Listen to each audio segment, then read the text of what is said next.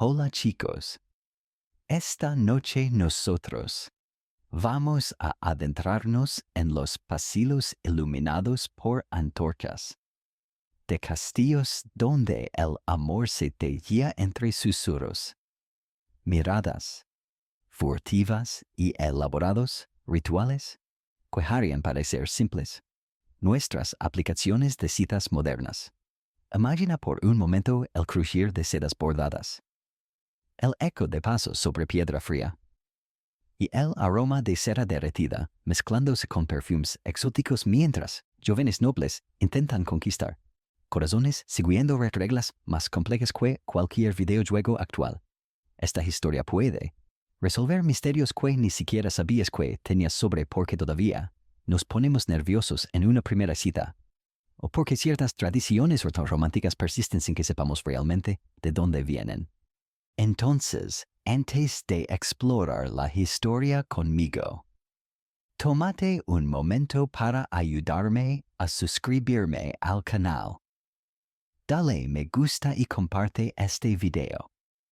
O quizás deja un comentario a continuación, pero asegúrate de hackerlo cuando realmente te guste lo que te traigo. Me encantaría saber desde dónde me estás escuchando esta noche. Si estás en tu habitación, en el sofá, o tal vez paseando bajo las estrellas. Déjame también un cumplido si sientes que mi voz te está ayudando a relajarte para este viaje nocturno que estamos a punto de emprender juntos. Ahora, mantengamos las luces lo más suaves posible. Encendemos el ventilador para un sonido suave que ayude a que la historia se sienta más emotiva y emprendamos juntos el viaje de esta noche. Te encuentras caminando por un corredor de piedra en el castillo de Vincennes, cerca de París, en una fría tarde de febrero del año 1387. Las antorchas proyectan sombras danzantes sobre los tapiques que cuelgan de las paredes, y puedes escuchar el murmullo distante de conversaciones que se filtra desde el gran salón. Esta noche hay una celebración, una de esas reuniones, donde las familias nobles más importantes de Francia han enviado a sus hijos e hijas solteros con un propósito muy específico: encontrar una pareja adecuada para el matrimonio. Pero esto no es como imaginas. No hay libertad para acercarse casualmente a alguien que te atraiga. Cada interacción está coreografiada con la precisión de un ballet, siguiendo reglas no escritas que todos conocen pero que pueden arruinar reputaciones enteras si se rompen. Los jóvenes nobles no pueden simplemente cruzar el salón y comenzar una conversación. Primero, debe haber una presentación formal, usualmente a cargo de un familiar común o una figura de autoridad respetada por ambas familias.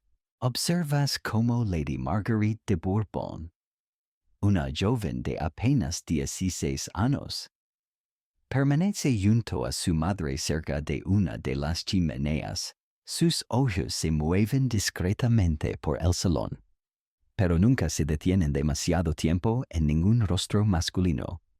Sabe que está siendo observada, no solo por potenciales pretendientes, sino por todas las damas mayores que mentalmente están catalogando cada gesto, cada expresión, cada movimiento de su cuerpo. Una sonrisa demasiado amplia podría interpretarse como vulgaridad. Una postura demasiado rígida podría sugerir frialdad. Del otro lado del salón, Jean de Montfort, hijo del duque de Bretaña, intenta parecer desinteresado mientras sus ojos buscan discretamente a Lady Marguerite. ¿Ha escuchado que es inteligente? Que habla 3 idiomas y que su dote incluye tierras fértiles en Normandía. Pero acercarse a ella requiere una estrategia cuidadosamente planeada. No puede simplemente caminar hacia donde está. Eso sería considerado una muestra de desesperación impropia de su rango. Los historiadores aún discuten si estas restricciones sociales realmente protegían la virtud femenina o simplemente servían para mantener el control económico de las familias sobre sus descendientes. Lo que sí sabemos es que los jóvenes desarrollaron métodos increíblemente creativos para comunicarse dentro de estas limitaciones. Aquí es donde entra en juego uno de los aspectos más fascinantes del cortejo medieval, el lenguaje de los objetos. Un caballero podía accidentalmente dejar caer su guante cerca de una dama. Si él lo recogía y se lo devolvía con una pequeña sonrisa, eso podía interpretarse como una señal de interés. Si lo ignoraba completamente, el mensaje era igualmente claro. Las damas llevaban pequeños espejos pulidos colgando de sus cinturones, no solo para verse, sino para poder observar discretamente lo que ocurría detrás de ellas sin tener que voltear la cabeza. La música también jugaba un papel crucial en estos rituales de cortejo. Los músicos de la corte no solo entretenían, eran facilitadores románticos. Una dama podía solicitar una canción particular, y si un caballero conocía la letra y se unía al canto desde su lugar en el salón, eso constituía una forma socialmente aceptable de interacción. Imagínate la tensión, el corazón acelerado al escuchar tu nombre mencionado sutilmente en los versos de una balada, sin saber si fue coincidencia o intención. Pero tal vez lo más curioso de todo era el papel de los intermediarios profesionales. Existían personas, usualmente viudas respetables de cierta edad, que se especializaban en facilitar estos encuentros. Conocían los linajes, las fortunas, las reputaciones y los temperamentos de todas las familias importantes. Eran como las aplicaciones de citas medievales hechas persona, pero con mucho más poder para arruinar o crear destinos. Una de estas intermediarias, Dame Elizabeth de Craon, se acerca lentamente hacia donde está Lady Marguerite. En sus manos lleva un pequeño abanico de plumas de cisne, amber, una herramienta que usará para iniciar una conversación aparentemente casual sobre el calor del salón, pero que en realidad es el primer movimiento en una compleja partida de ajedrez romántico que podría determinar el futuro de dos jóvenes que aún no han intercambiado ni una sola palabra directamente. Y mientras todo esto sucede bajo la luz dorada de las velas, tú te das cuenta de que el amor, esa fuerza que creemos de natural y espontánea, ya estaba siendo canalizado, moldeado y negociado con una sofisticación que rivaliza con cualquier sistema moderno de emparejamiento. ¿Recuerdas a Lady Marguerite de la sección anterior?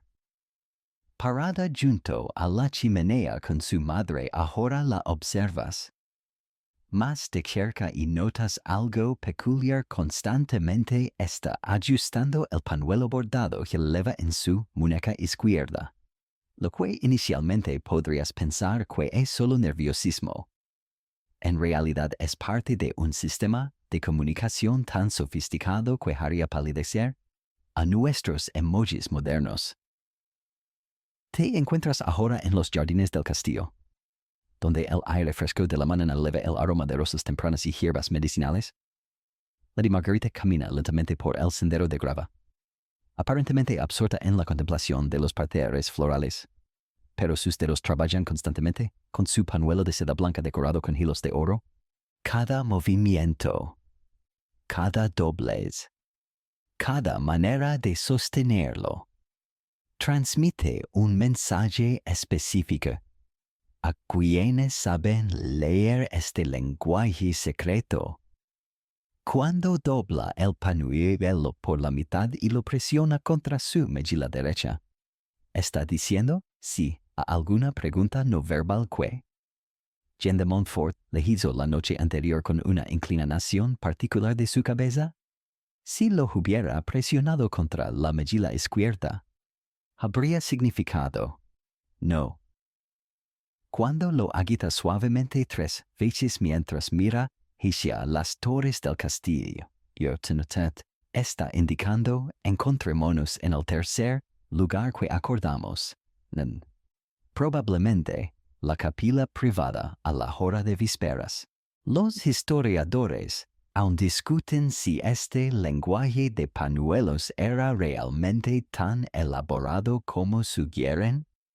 Algunos manuscritos de la época, o si se trataba más de una práctica regional que los cronistas posteriores romantizaron. Sin embargo, los inventarios de las dotes nobiliarias de la época confirman que las mujeres poseen colecciones impresionantes de pañuelos. Muchos más de los que serían necesarios para propósitos meramente prácticos. Pero el sistema era mucho más complejo que simples gestos. El color del pañuelo también importaba a Tess. Uno blanco significaba pureza de intenciones.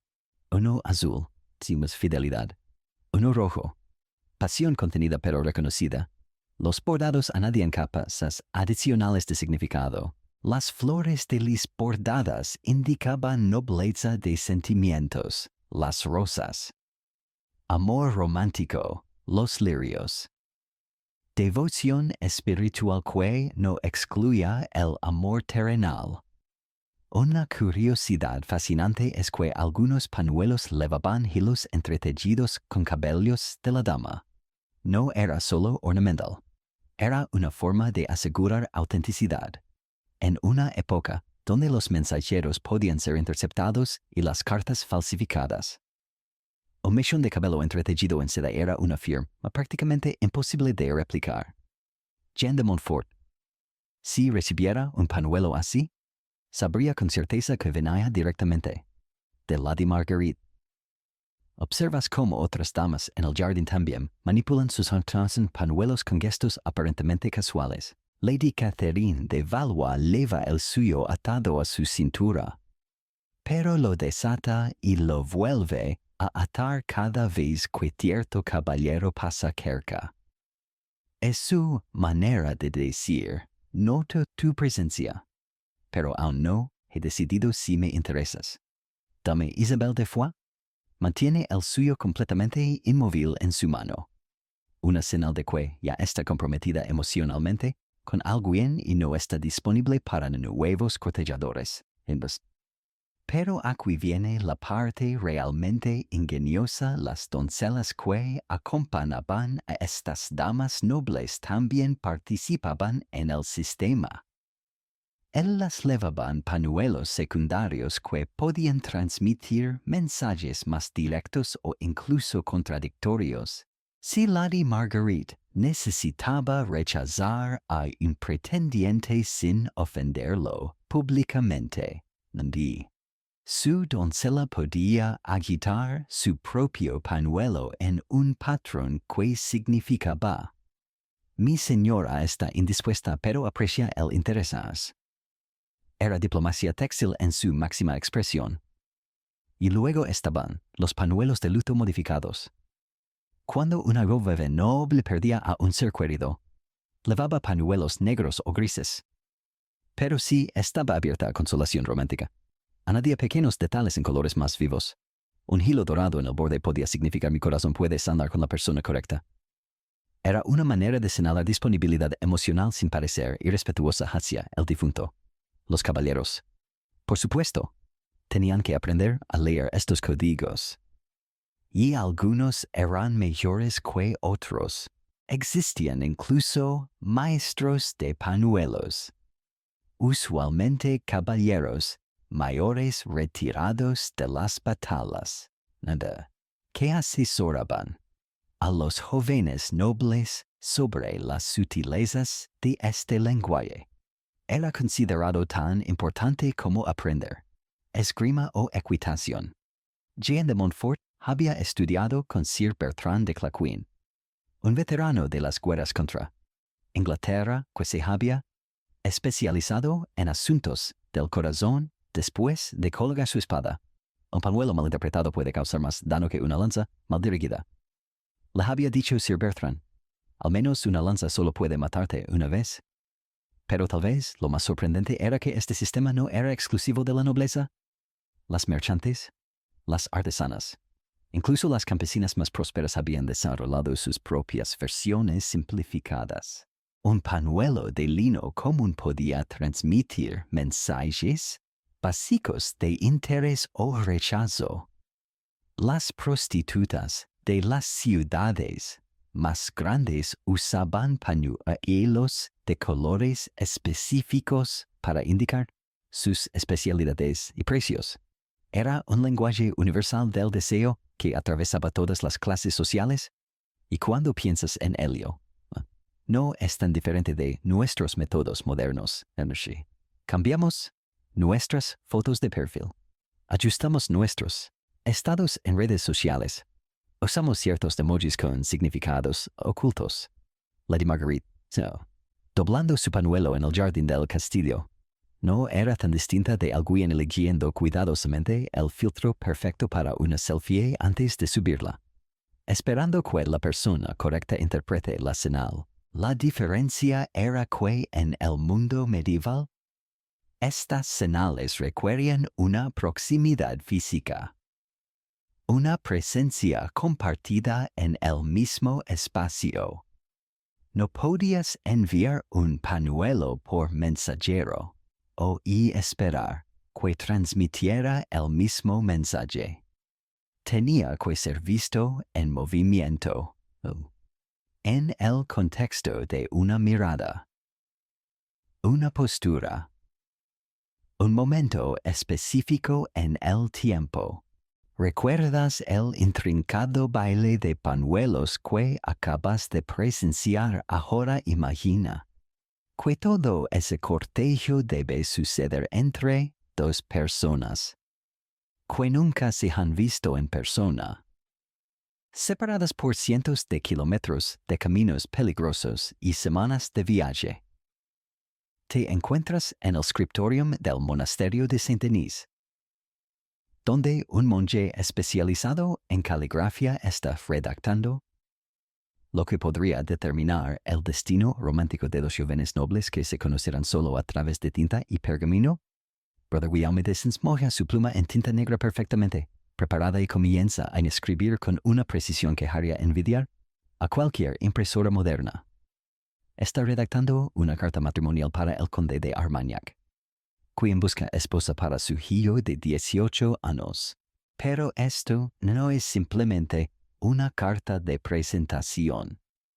Es un documento legal, una propuesta comercial y una obra de arte. Todo enrolado en un solo pergamino que viajará durante 3 semanas hasta llegar a manos del duque de Borgoña. La carta comienza con una descripción física detallada del joven con de altura, color de cabello, complexión, incluso el estado de sus dientes, pero no se detiene allí. Lista sus habilidades ecuestres, su competencia con la espada, su capacidad para leer en latín y francés, y algo particularmente valorado en esa época su habilidad para componer versos en vers. Posee una voz melodiosa que honra tanto las canciones sagradas como las profanas. Escribe el monje sabiendo que la música era considerada una ventana al alma de un hombre.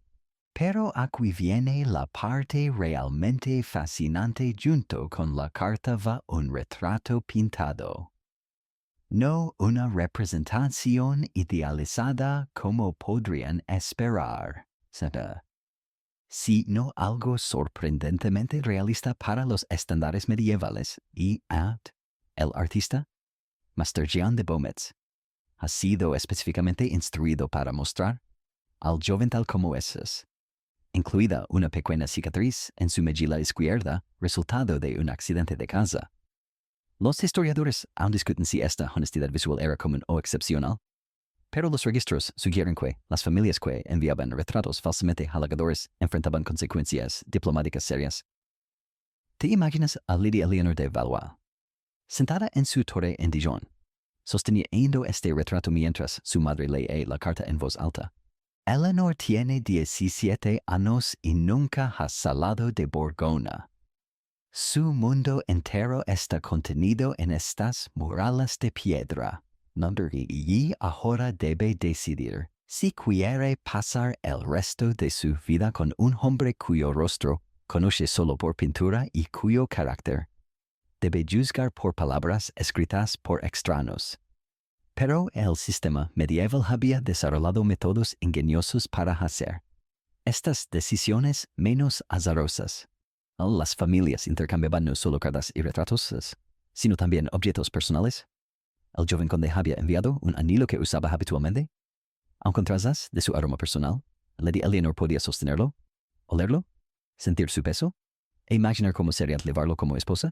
Él, a su vez, recibiría un mechón de su cabello atado con una cinta que él había bordado personalmente. Una curiosidad extraordinaria de estos matrimonios por correspondencia era el papel de los testigos de carácter. Cada familia enviaba testimonios escritos de personas que habían interactuado con el candidato propuesto, pero no eran solo referencias formales. Incluían anécdotas específicas que revelaban personalidad. Lo he visto ser gentil con los animales, sí. Escribiría el capellán familiar. Comparte su comida con los sirvientes cuando cree que nadie lo ve. Añadiría un mayordomo. El proceso podía tomar meses. Con cartas. Viajando de ida y vuelta mientras las familias negociaban. No solo dotes y territorios, sino también detalles personales que hoy consideraríamos íntimos. ¿Huelía él muchos hijos? ¿Prefería él vivir en el campo o en la ciudad? ¿Tenía él tendencia a la melancolía? ¿Era él propensa a la risa fácil? Estas preguntas se exploraban con una franqueza que podría sorprender a parejas modernas, que se casan después de años de convivencia. Algunos de estos matrimonios por correspondencia desarrollaron romance genuino antes del encuentro físico. El intercambio de cartas personales, escritas por los propios prometidos en lugar de por escribas, creaba una intimidad epistolar única. Lady Eleanor podía conocer los pensamientos más profundos del joven conde sobre la muerte de su padre, sus miedos sobre gobernar sus tierras, sus sueños de ir en peregrinación a Tierra Santa. Él podía leer sobre sus horas de bordado junto a la ventana, sus conversaciones con su confesor sobre la naturaleza del amor, sus dudas sobre si sería una buena madre. Pero también existían los matrimonios por correspondencia que salían terriblemente mal.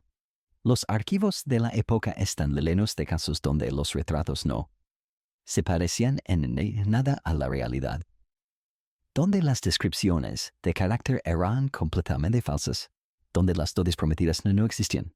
Lady Marguerite de Flandres, por ejemplo, viajó desde Brujas hasta Lyon para casarse con un conde que había sido descrito como de complexión robusta y mente aguda, solo para descubrir que estaba enfermo terminal y mentalmente inestable.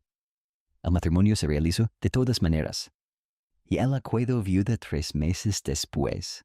Los mensajeros que llevaban estas cartas matrimoniales desarrollaron protocolos elaborados para proteger su contenido. Usaban cifrados simples, celos múltiples de tierra, e incluso cartas en vuelo que contenían información falsa en caso de ser interceptadas. Un mensaje podía estar dividido entre varios mensajeros que viajaban por rutas diferentes, reuniéndose solo en el destino final para entregar las piezas completas, y cuando finalmente llegaba el momento del encuentro, usualmente programado para el día antes de la boda, la tensión debía ser insoportable. Meses de expectativas, fantasías, miedos y esperanzas convergían en un solo momento cuando dos extraños se miraban.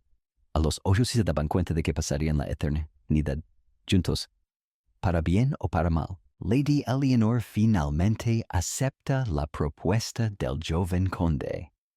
En 3 meses, viajará a Armagnac para conocerlo por primera vez en la mañana de su boda, mientras dobla cuidadosamente su carta de aceptación. Te preguntas si nuestros métodos modernos de conocer parejas. Con toda su aparente libertad, realmente nos dan mayores oportunidades de encontrar la felicidad duradera. ¿Recuerdas a Lady Eleanor viajando hacia Armagnac para conocer a su prometido por primera vez? Imagina ahora que en lugar de ese encuentro formal, ella y el joven conde hubieran podido pasar una noche entera juntos antes del matrimonio, durmiendo en la misma cama, pero separados por una barrera física que hacía imposible cualquier contacto íntimo. Te encuentras en una posada rural, cerca de la frontera, entre Francia e Inglaterra, en el año 14, siendo testigo de una de las costumbres de cortejo más extrañas de la historia, el bundling. La habitación está débilmente iluminada por una sola vela, y puedes escuchar el viento invernal golpeando contra las contraventanas de madera. Mary Ashford, hija de un próspero comerciante de lana, yace completamente vestida sobre un colchón de paja cubierto con mantas de lana gruesa. A su lado, igualmente vestido desde las botas hasta el sombrero, se encuentra Thomas Whitmore Norby, el hijo del herrero local, entre ellos, corriendo exactamente por el centro de la cama. Hay una tabla de madera de roble de aproximadamente 2 pies de altura, conocida como bundling board. Esta práctica que se extendió desde las islas británicas hasta las colonias americanas tenía una lógica económica brutal. Las familias trabajadoras no podían permitirse desperdiciar combustible calentando múltiples habitaciones durante las largas noches de invierno para que los jóvenes pudieran cortejarse.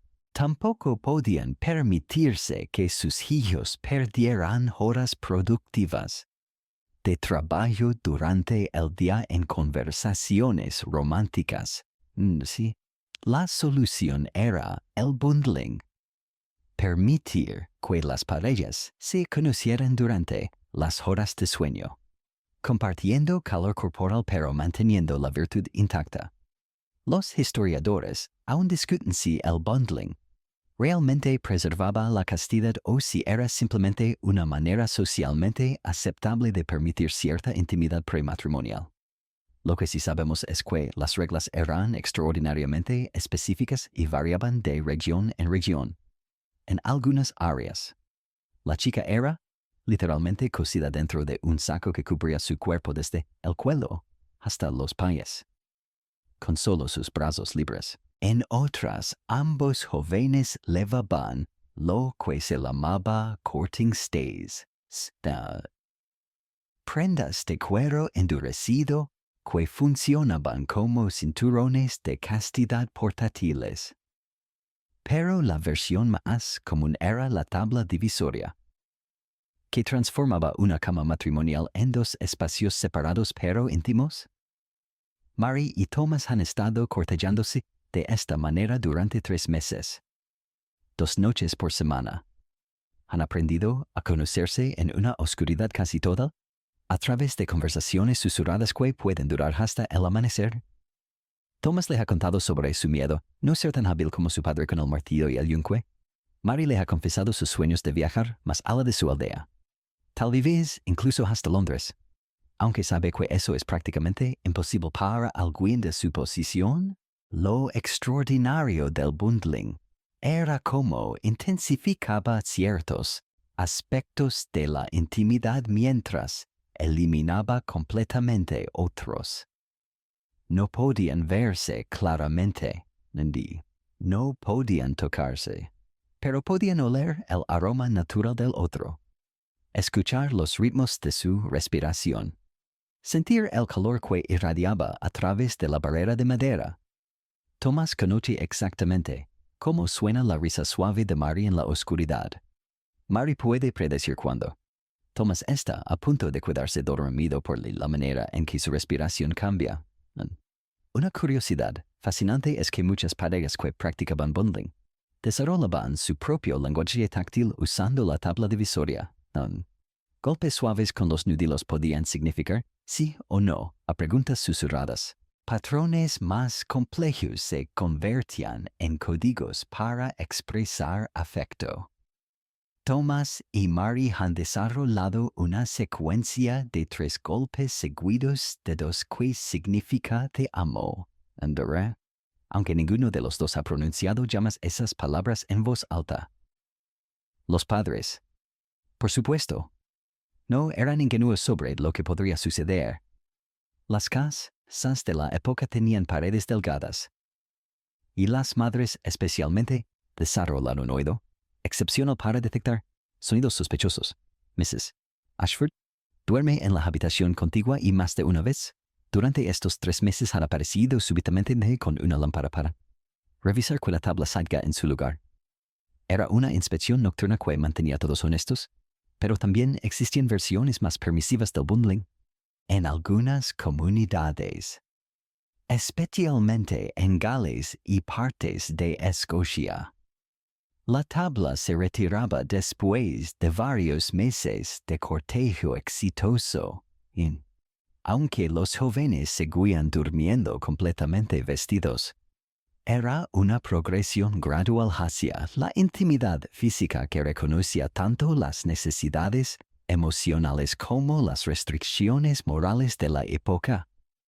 Los críticos religiosos de la práctica escribieron tratados enteros, condenando el bundling como una puerta abierta a la tentación.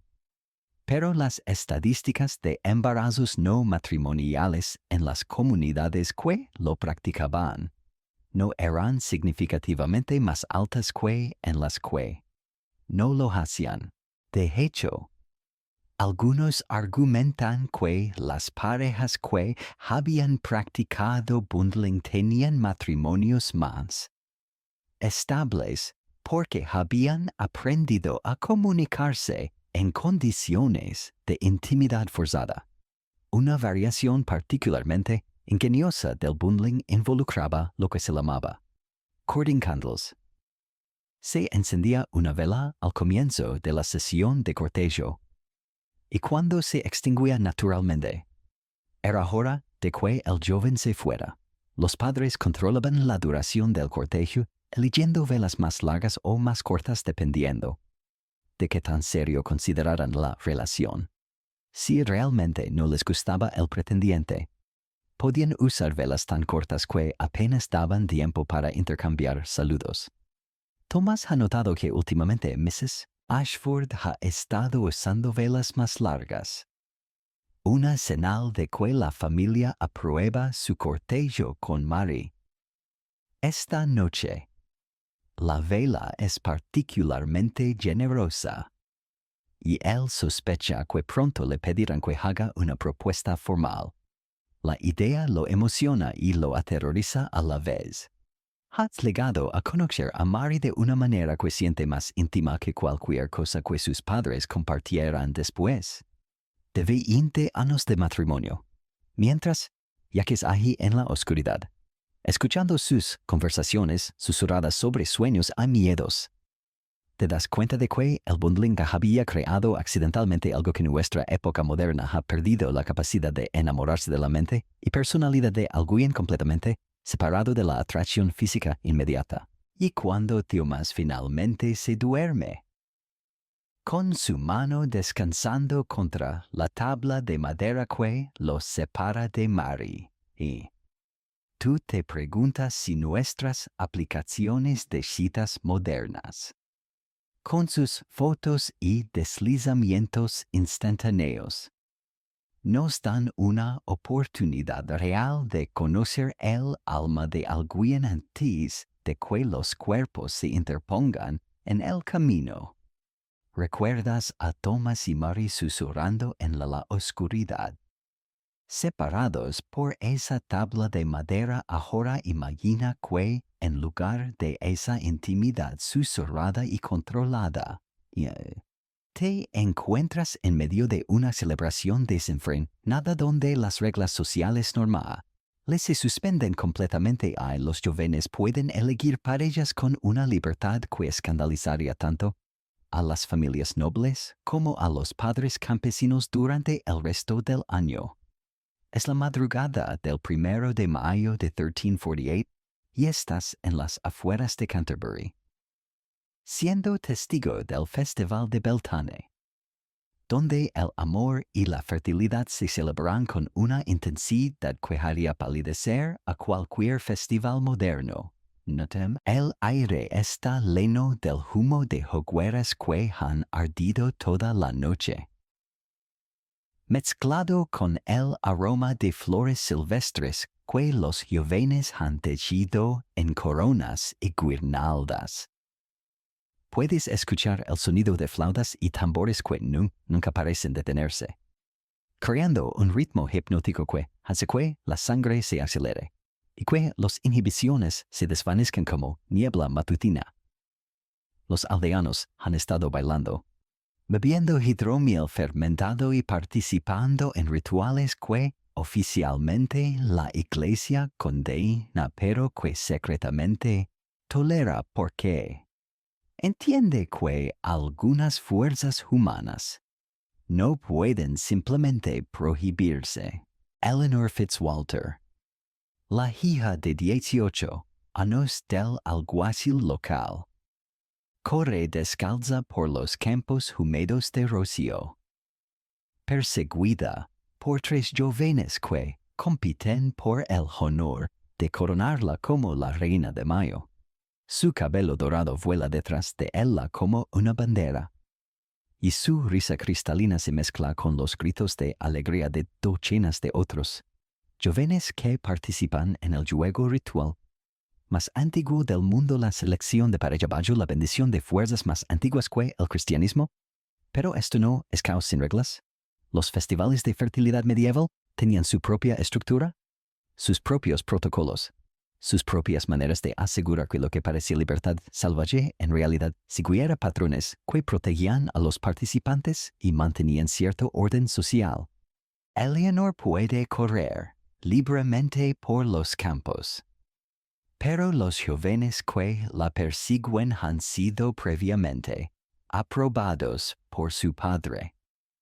Puede elegir entre ellos basándose en atracción pura, pero su elección será válida solo dentro del contexto del festival.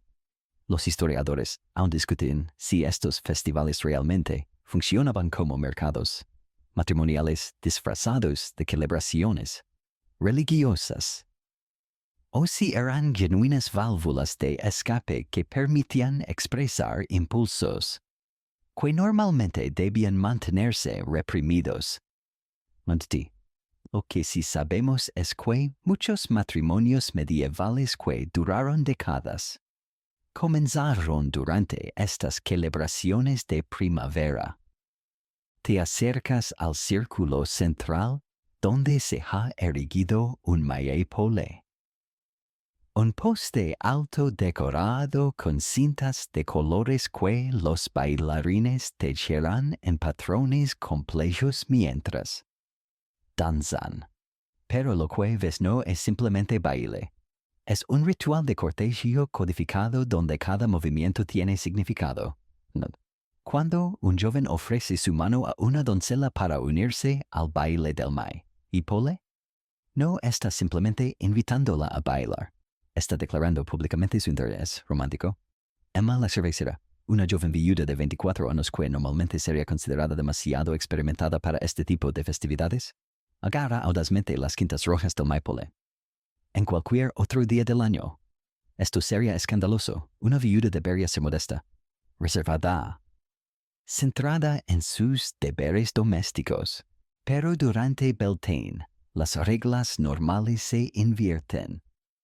Emma puede ser tan atrevida como cualquier virgen de 16 años. Y los hombres pueden cortejarla sin preocuparse por las complicaciones usuales de cortejar a una viuda. Una de las tradiciones más curiosas de estos festivales era la práctica del hand fasting temporacional. Las parejas podían intercambiar votos que duraban exactamente un año y un día. Si al final de ese periodo decidían que eran compatibles, podían casarse formalmente en la iglesia. Si no, se separaban sin estigma social. Era esencialmente un matrimonio de prueba que reconocía que la atracción física y la compatibilidad emocional no siempre van de la mano. Observas cómo Margaret Weaver y John Cooper se acercan al anciano que preside estas ceremonias temporales. Han estado cortejándose durante meses siguiendo las reglas tradicionales. Pero esta noche han decidido que quieren explorar una relación más profunda sin el compromiso permanente del matrimonio formal. Se toman de las manos sobre un fuego pequeño mientras el anciano recita palabras que no son completamente cristianas ni completamente paganas, sino una mezcla que satisface tanto a la iglesia como a tradiciones mucho más antiguas. Pero los festivales de fertilidad también tenían sus aspectos más oscuros y complejos. Las jóvenes que participaban arriesgaban sus reputaciones de maneras que podrían afectarlas durante años. Si se embarazaban durante estas celebraciones, especialmente de handfasting temporal que luego no resultaba en matrimonio permanente, enfrentaban consecuencias sociales severas. Era un juego de alto riesgo donde la libertad temporal podía costar la respetabilidad de por vida. Los sacerdotes locales desarrollaron estrategias elaboradas para lidiar con estos festivales. Oficialmente, los condenaban desde el púlpito. Extraoficialmente, muchos participaban discretamente o al menos hacían la vista gorda. Father Benedict, el párroco de Canterbury, ha desarrollado la práctica de ausentarse convenientemente de la aldea durante los festivales de Beltane. Visitando monasterios distantes para asuntos urgentes de la diócesis. Una curiosidad extraordinaria era cómo estos festivales servían como laboratorios sociales donde las clases se mezclaban de maneras normalmente imposibles. Eleanor Fitzwalter, hija del alguacil, puede encontrarse bailando con William el panadero, cuyas manos están permanentemente manchadas de harina pero que tiene los ojos más verdes que él ha visto llamas. Durante esta noche, el estatus social cuenta menos que la atracción mutua y la habilidad para el baile. Pero tal vez lo más notable era cómo estos festivales reconocían y celebraban aspectos de la sexualidad femenina que el resto del año debían mantenerse completamente ocultos, y las mujeres podían ser agresivas en su búsqueda de parejas. Podían expresar deseo físico abiertamente. Podían elegir basándose en atracción pura en lugar de consideraciones económicas o familiares. Era una inversión completa de las normas de género que gobernaban el resto del año. A medida que el amanecer se acerca, las hogueras se reducen a brasas ardientes y los bailarines más jóvenes finalmente sucumben al cansancio. Pero en los campos circundantes, bajo los primeros rayos del sol, puedes ver parejas caminando de la mano. Algunas recién formadas esta noche, otras confirmando vínculos que habían estado desarrollándose durante meses. Eleanor Fitzwalter ha elegido a Robert Ashby, un joven caballero cuya sonrisa la conquistó durante el baile del amanecer. Y mientras observas estas parejas dispersándose hacia sus hogares, llevando consigo la magia y la promesa de esta noche especial, te das cuenta de que estos festivales medievales habían logrado algo que nuestra cultura moderna lucha por alcanzar un equilibrio entre la libertad sexual y la estabilidad social. entre la expresión individual y la responsabilidad comunitaria. ¿Recuerdas a Eleanor Fitzwalter eligiendo a Robert de Ashby entre las brasas del amanecer de Beltane? Ahora te encuentras en un ambiente completamente diferente. El taller perfumado de Madame Isabel de Montpellier, la más renombrada creadora de aromas de toda Francia. Es una tarde brumosa de octubre de 1356 y el aire está tan saturado de esencias exóticas que casi puede saborearlo. Robert ha viajado desde Inglaterra, específicamente, para encargar un perfume que conquiste definitivamente el corazón de Eleanor, y lo que estás a punto de presenciar revelará secretos de la seducción medieval que harían palidecer a cualquier industria cosmética moderna. Madame Isabelle es una mujer de unos 40 años, con dedos manchados permanentemente por años de manipular tinturas y aceites, pero que se mueve por su laboratorio con la precisión de un alquimista y la intuición de una hechicera. Sus estantes están llenos de frascos de cristal que contienen ingredientes tan diversos que parecen sacados de un cuento de hadas aceite.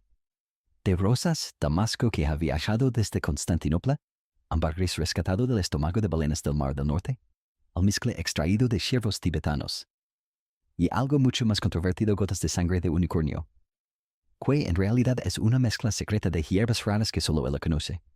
El perfume, le explica a Robert mientras muele pétalos secos en un mortero de mármol, no es simplemente aroma, es memoria líquida, es promesa destilada.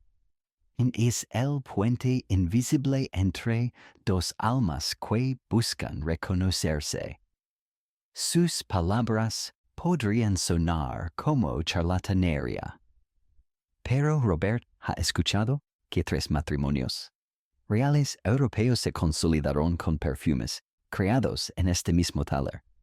Los historiadores aún discuten si los perfumes medievales realmente tenían poderes afrodisíacos o si su efectividad se basaba puramente en el poder de la sugestión y la rareza de los ingredientes. Lo que sí sabemos es que las recetas se guardaban con el mismo secreto que las fórmulas de armas militares, y que algunos perfumes costaban más que una granja completa. Madame Isabel comienza el proceso de creación con algo que te sorprende.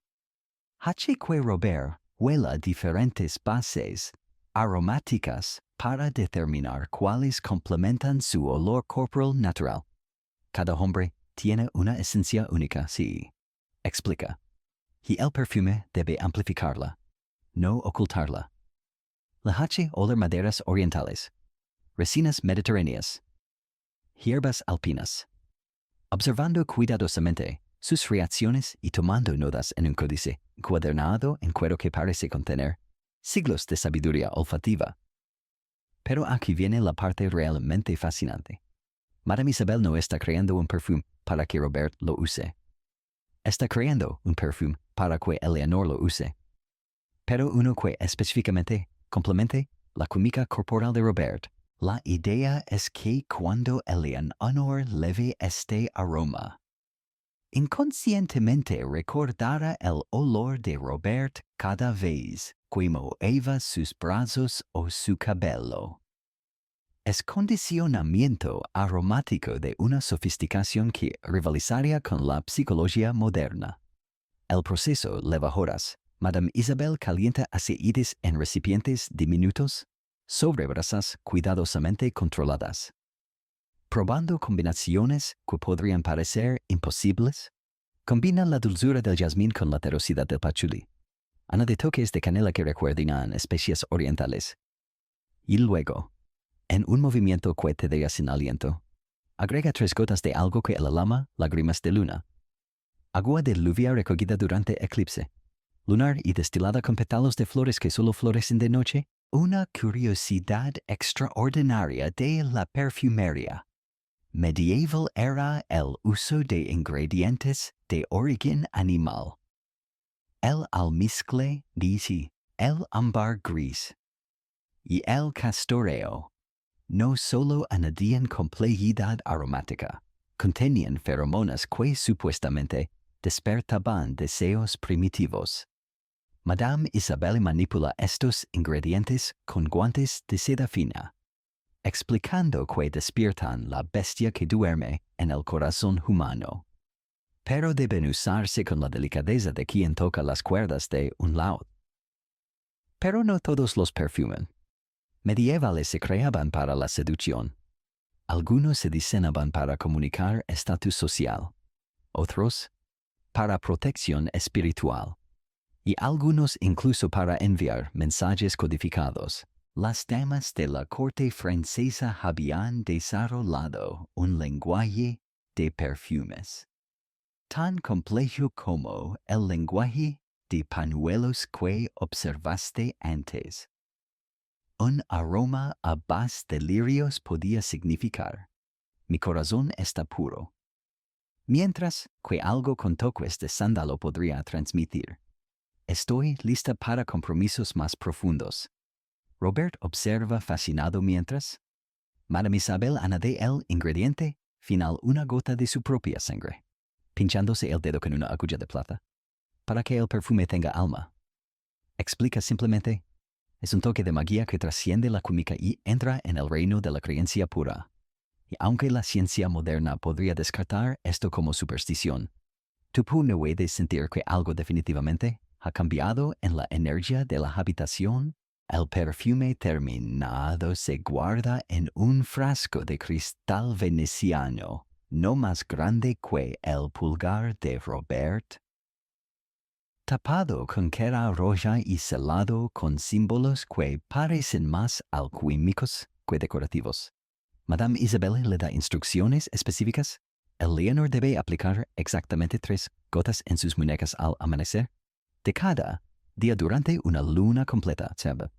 No más, no menos. Demasiado poco y el efecto se perderá. Demasiado y el aroma podría volverse abrumador y contraproducente. Pero aquí viene es la parte más interesante junto con el perfume.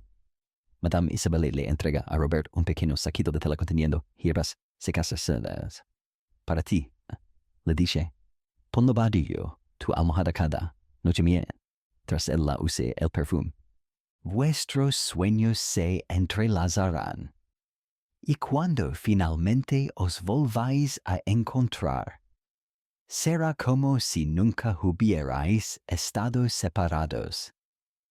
Los perfumes medievales también tenían propósitos prácticos que van más allá de la seducción. En una época donde la higiene corporal era limitada y los olores corporales naturales eran mucho más intensos que en nuestros tiempos, un buen perfume podía marcar la diferencia entre ser socialmente aceptable o repugnante. Las mujeres nobles cambiaban sus perfumes según las estaciones, usando aromas más ligeros en verano y más ricos en invierno. Y había perfumes específicos para diferentes etapas de la vida romántica. Uno para el cortejo inicial, otro para el compromiso, otro para la noche de bodas, e incluso perfumes especiales para reconciliaciones después de peleas matrimoniales. Era una farmacia aromática para todas las emociones humanas. Mientras, Robert paga el precio exorbitante que Madame Isabelle le cobra, equivalente al salario de un artesano durante 6 meses. Tú te das cuenta de que está comprando mucho más que un simple aroma. Está comprando esperanza destilada, confianza líquida, y la promesa de que el amor puede ser influenciado, dirigido y intensificado por la química tanto literal como figurativa. Y cuando él sale del taller levando ese precioso frasco, de preguntas siniestros, perfumes modernos, producidos en masa y vendidos en centros comerciales.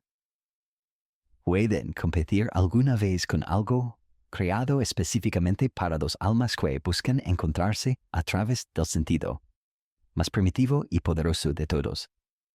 ¿Recuerdas a Robert saliendo del taller de Madame Isabel con ese precioso perfume? Para Eleanor, ahora te encuentras en un escenario completamente diferente, un campo abierto cerca de Poitiers, en una mañana brumosa de septiembre de 1367, donde el sonido metálico del acero contra acero corta el aire como un grito de guerra. Pero esto no es una batalla, es un duelo de honor, y la razón por la cual Sir Geoffrey de Montclair y Sir Aldrich de Beaumont están intentando matarse mutuamente con espadas afiladas como navajas es porque ambos afirman tener el derecho exclusivo de cortejar a Lady Veronique de Angoulême. La niebla matutina se arremolina alrededor de los dos caballeros mientras circulan uno alrededor del otro, sus armaduras brillando húmedas bajo la luz débil del amanecer. Sir Geoffrey, más joven y ágil, mantiene su espada en guardia alta, pero puedes ver la tensión en sus hombros. Sir Aldrich, veterano de las guerras contra los ingleses, se mueve con la confianza de alguien que ha matado hombres antes y no tiene reparos en hacerlo nuevamente por amor. Pero lo extraordinario de esta situación no es la violencia en sí misma, sino las reglas elaboradas que gobiernan este combate mortal. Los duelos por honor femenino en la época medieval no eran explosiones caóticas de testosterona. Eran ceremonias altamente ritualizadas con protocolos más complejos que una negociación diplomática moderna. Lady Veronique debe estar presente, sentada en una silla especialmente preparada y cubierta con telas de seda, porque según la tradición, debe presenciar el derramamiento de sangre realizado en su nombre. Los historiadores aún discuten si estos duelos realmente determinaban quién merecía el amor de una dama, o si simplemente servían como espectáculos públicos que reforzaban las nociones de honor masculino mientras objetivaban completamente a las mujeres involucradas. Lo que sí sabemos es que las damas tenían más poder en estas situaciones de lo que podríamos pensar inicialmente. Lady Veronique, una mujer de 24 años con cabello rojizo que destela como cobre bajo el sol matutino, no es simplemente una espectadora pasiva. Según las reglas del duelo, ella puede detener el combate en cualquier momento declarando su elección, o puede permitir que continúe hasta que uno de los combatientes sea incapaz de seguir luchando. Su decisión no solo determinará cuál de estos hombres vivirá o morirá, también establecerá su propia reputación como mujer digna de tal sacrificio.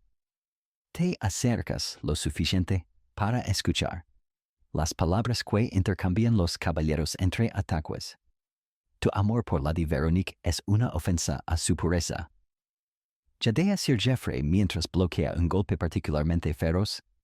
Un hombre de tu reputación libertina no merece ni siquiera besar el dobladillo de su vestido. Sir Aldrich responde con una estocada que casi perfora la defensa de su oponente. Hablas de pureza, jovencito, pero has derramado sangre por ella. Has arriesgado tu vida eterna por un momento de su sonrisa. Esta conversación revela algo crucial sobre los duelos de honor medieval. No se trataba solo de ganar el derecho a cortejar a una mujer, sino de demostrar la intensidad del amor propio. Un hombre que no estaba dispuesto a morir por una dama era considerado indigno de su afecto. Era una prueba literal de compromiso que convertía las declaraciones románticas en asuntos de vida o muerte. Ya. Una curiosidad fascinante de estos duelos era el papel del heraldo de amor. Usualmente, un escudero joven que servía como árbitro y cronista del evento, Jacques de Picardy. Apenas 16 años. Está registrando cada movimiento del combate en un pergamino que se convertirá en un documento oficial. Si alguno de los caballeros sobrevive para casarse con Lady Veronique, esta crónica se leerá en su banquete de bodas como testimonio del precio pagado por su amor. Pero no todos los duelos terminaban en muerte. Existían varias maneras honorables de concluir el combate: primer sangre, primera caída o desarme completo. Sin embargo, cuando se trataba de amor, especialmente amor por una mujer de alto rango como Lady Veronique, los combatientes raramente aceptaban resoluciones menos dramáticas. El orgullo masculino y la presión social exigían un compromiso total. Sir Aldrich ejecuta una maniobra que claramente aprendió en campaña, fingiendo un ataque alto antes de girar y golpear las piernas de Sir Geoffrey. El joven caballero, así pesadamente, su armadura resonando contra el suelo rocoso, por un momento que parece eterno. Sir Aldrich mantiene la punta de su espada contra la garganta de su oponente caído. Este es el momento de la verdad, cuando el honor, el amor y la muerte convergen en una sola decisión. Pero Lady Veronique se levanta de su silla. Su voz, clara como una campana en el aire matutino, corta a través de la tensión. Detenidos, ambos caballeros la miran, sorprendidos, según las reglas. Él la puede hacer esto, pero tradicionalmente solo se hace para prevenir una muerte innecesaria después de que el resultado del duelo ya esté claro. Sir Aldrich continúa caminando lentamente hacia los combatientes. Habéis demostrado vuestro valor y vuestra destreza. Sir Geoffrey, habéis mostrado coraje al enfrentar a un oponente más experimentado. Así una pausa, y puedes escuchar solo el sonido de respiraciones entrecortadas y el viento moviendo las hojas. Pero ninguno de vosotros me ha preguntado jamás qué es lo que yo deseo. Este es el momento que transforma un duelo rutinario en algo extraordinario. Lady Veronique está desafiando todo el sistema que ha puesto a estos hombres en esta posición mortal. He observado vuestro cortejo durante meses, y he escuchado vuestros poemas. He aceptado vuestros regalos. He bailado con ambos en los banquetes de mi padre. Pero en todo este tiempo, ninguno ha mostrado interés en conocer mis pensamientos, mis sueños o mis miedos. Los dos caballeros se miran entre sí, completamente desarmados por esta respuesta inesperada. Sir Geoffrey se las arregla para ponerse en pie, quitándose el casco para mostrar un rostro joven y confundido. Sir Aldrich baja su espada, claramente fuera de su elemento en esta nueva dinámica. Por lo tanto, declara Lady Veronique con una sonrisa que podría describirse como traviesa: mi elección es no elegir a ninguno de vosotros hasta que hayáis aprendido que el amor verdadero requiere conocer el alma de la persona amada. No simplemente poseer su cuerpo o conquistar su reputación. Es una declaración revolucionaria para la época.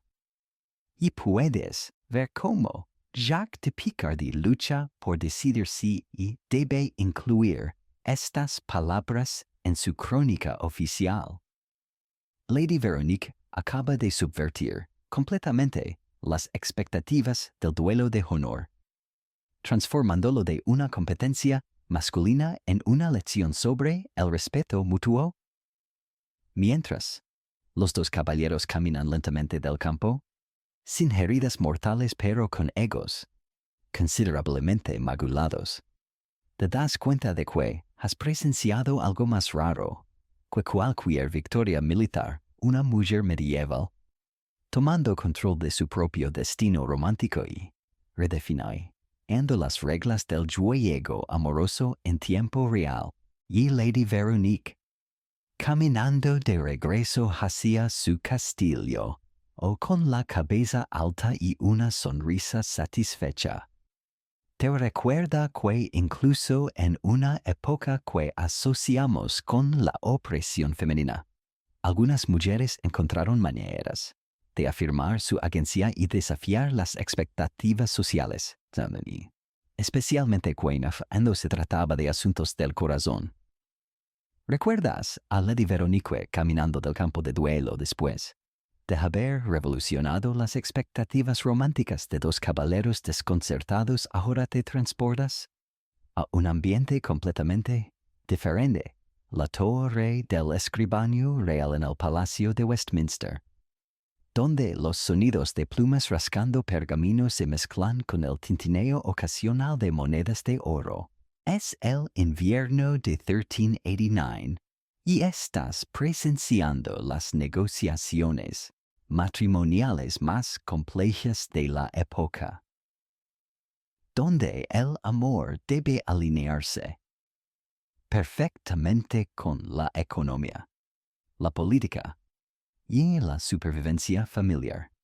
Master William de Gloucester, el escribano real especializado en contratos matrimoniales, tiene desplegados ante él más pergaminos de los que podrías contar. Cada documento representa una pieza del rompecabezas financiero que debe resolverse antes de que Lady Catherine Plantagenet, sobrina del rey, pueda casarse con Lord Edmund de Mortimer. Pero lo que estás viendo no es simplemente una transacción comercial. Es un ballet económico donde cada movimiento tiene implicaciones que se extenderán durante generaciones. La dote de Lady Catherine incluye no solo oro y joyas, sino también tierras en 3 condados diferentes, los servicios de 200 siervos, derechos de pesca en el río Severn, y algo particularmente valioso, el monopolio de la sal en una región que genera más ingresos anuales que algunos países pequeños. Pero Lord Edmund no está simplemente recibiendo estos tesoros, está asumiendo responsabilidades que podrían arruinarlo si no las maneja cuidadosamente. Los historiadores aún discuten si el sistema de dotes medieval realmente empoderaba a las mujeres al darles valor económico tangible, o si simplemente las convertía en mercancías más caras en el mercado matrimonial. Lo que sí sabemos es que las negociaciones de dote podían durar años y que algunas mujeres nobles tenían un conocimiento sorprendentemente detallado de sus propias finanzas. Master William explica a los representantes de ambas familias las complejidades del jointure. La provisión financiera que garantizará el bienestar de Lady Catherine si queda viuda.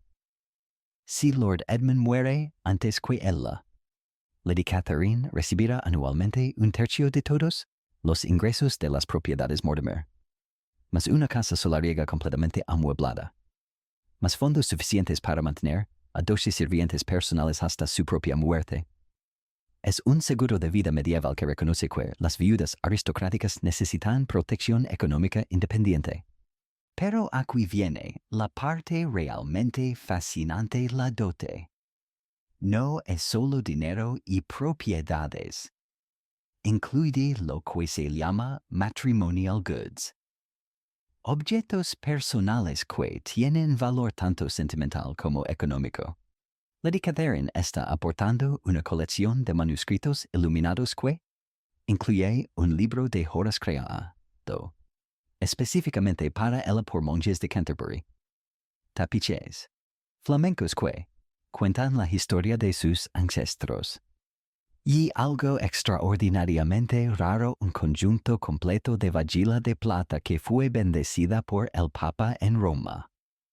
Una curiosidad extraordinaria del sistema de dotes era cómo se manejaban las contingencias románticas y Los contratos incluían cláusulas específicas sobre qué sucedería si el matrimonio no se consumaba. En vez, si uno de los cónyuges resultaba ser estéril, o incluso si se descubría que uno de ellos era incompatible en temperamento. Estas no eran consideraciones teóricas. Los archivos están llenos de casos donde tales cláusulas se activaron. Te acercas para examinar una sección particularmente intrigante del contrato. Master William está escribiendo las condiciones bajo las cuales parte de la dote podría revertir a la familia de Lady Catherine si el matrimonio se disuelve por motivos de consanguinidad no descubierta previamente. Las tierras de Herefordshire retornan a los Plantagenet. Pero Lord Edmund retiene las propiedades en Gales más una compensación de 500 libras por gastos incurridos en preparación para el matrimonio. Pero no todo en estas negociaciones era fríamente calculado. Las familias también incluían provisiones para la felicidad emocional de la pareja. Lady Catherine tendrá derecho a visitar a su familia materna durante 6 semanas cada año. Todos los gastos pagados. Lord Edmund debe proporcionarle fondos personales para caridad, una suma considerable que ella puede distribuir según su conciencia sin consultarlo. Eran reconocimientos prácticos de que los matrimonios exitosos requerían cierta autonomía personal. Una práctica particularmente ingeniosa era la inclusión de marriage portions para futuros hijos. El contrato ya está estableciendo dotes para hijas que aún no han nacido e inheritancias para hijos que son puramente hipotéticos. Lady Catherine y Lord Edmund están esencialmente planificando las finanzas de múltiples generaciones futuras basándose en la esperanza de que su unión sea tanto fértil como duradera. Los testigos de estos contratos no eran simplemente firmas ceremoniales. Lord Bishop de Winchester está presente porque cualquier disputa futura sobre el contrato podría requerir adjudicación eclesiástica. Sir Robert de Vere representa los intereses del rey, quien tiene derecho a intervenir en matrimonios que podrían afectar la estabilidad política del reino de Margaret de Clare. Está allí como representante de los intereses femeninos. Una práctica que reconocía que las mujeres entendían mejor las necesidades prácticas de otras mujeres. Pero tal vez lo más sorprendente es la inclusión de cláusulas de protección por amor. Si Lady Catherine y Lord Edmund desarrollan una aversión mutua genuina después del matrimonio, pueden solicitar una separación legal que divida los bienes de manera equitativa sin requerir anulación eclesiástica. Es un reconocimiento pragmático de que el amor forzado puede ser más destructivo que la soltería. Master William también está redactando lo que se llama pleasure provisions, fondos específicamente destinados para la felicidad de la pareja. Lady Catherine tendrá dinero para comprar libros, instrumentos musicales y vestidos que no sean requeridos por protocolo sino simplemente porque los desea. Lord Edmund tendrá fondos para sus pasatiempos de halconería y sus expediciones de caza sin tener que justificar estos gastos como necesidades familiares. Y luego están las provisiones más íntimas, la construcción de aposentos matrimoniales separados que permitan privacidad cuando la deseen, pero también espacios compartidos para intimidad. La contratación de un médico personal que entienda tanto la salud masculina como la femenina. Incluso fondos para reconciliation gifts. Regalos especiales que cada cónyuge puede usar para disculparse después de desacuerdos maritales. Mientras observas las horas que le va a finalizar cada detalle de este contrato, te das cuenta de que estas familias medievales estaban abordando el matrimonio con una sofisticación financiera y emocional que podría hacer que nuestros acuerdos prenupciales modernos parezcan sorprendentemente simplistas. Cuando finalmente se colocan los celos finales en el pergamino, Master William se reclina en su silla con la satisfacción de alguien que ha orquestado algo más complejo que una sinfonía. Lady Catherine y Lord Edmund pueden ahora casarse sabiendo que su futuro económico está asegurado. Que sus responsabilidades están claramente definidas y que su bienestar emocional ha sido considerado tan cuidadosamente como su estabilidad financiera. ¿Recuerdas el contrato matrimonial de Lady Catherine siendo selado con toda esa precisión legal y financiera? Ahora te encuentras en un ambiente donde la lógica y los contratos no tienen poder alguno. El bosque encantado de Broceliande en Bretaña, donde los susurros del viento entre las hojas milenarias levan secretos sobre pociones de amor, hechizos de atracción y rituales que prometen conquistar corazones tan cercamente como cualquier ejército conquista territorios. Es la víspera del solsticio de verano de 1372 y está siendo testigo de prácticas que la Iglesia oficialmente condena, pero que secretamente hasta los nobles más piadosos consultan cuando el amor convencional falla. Dama Morgana de Cornualles, una mujer de mediana edad cuyos ojos verdes parecen contener siglos de sabiduría antigua, se mueve entre los árboles como si hubiera nacido de ellos. Sus manos, decoradas con anillos que reflejan la luz lunar de maneras que desafían la física, recolectan hierbas que solo crecen en esta noche específica del año.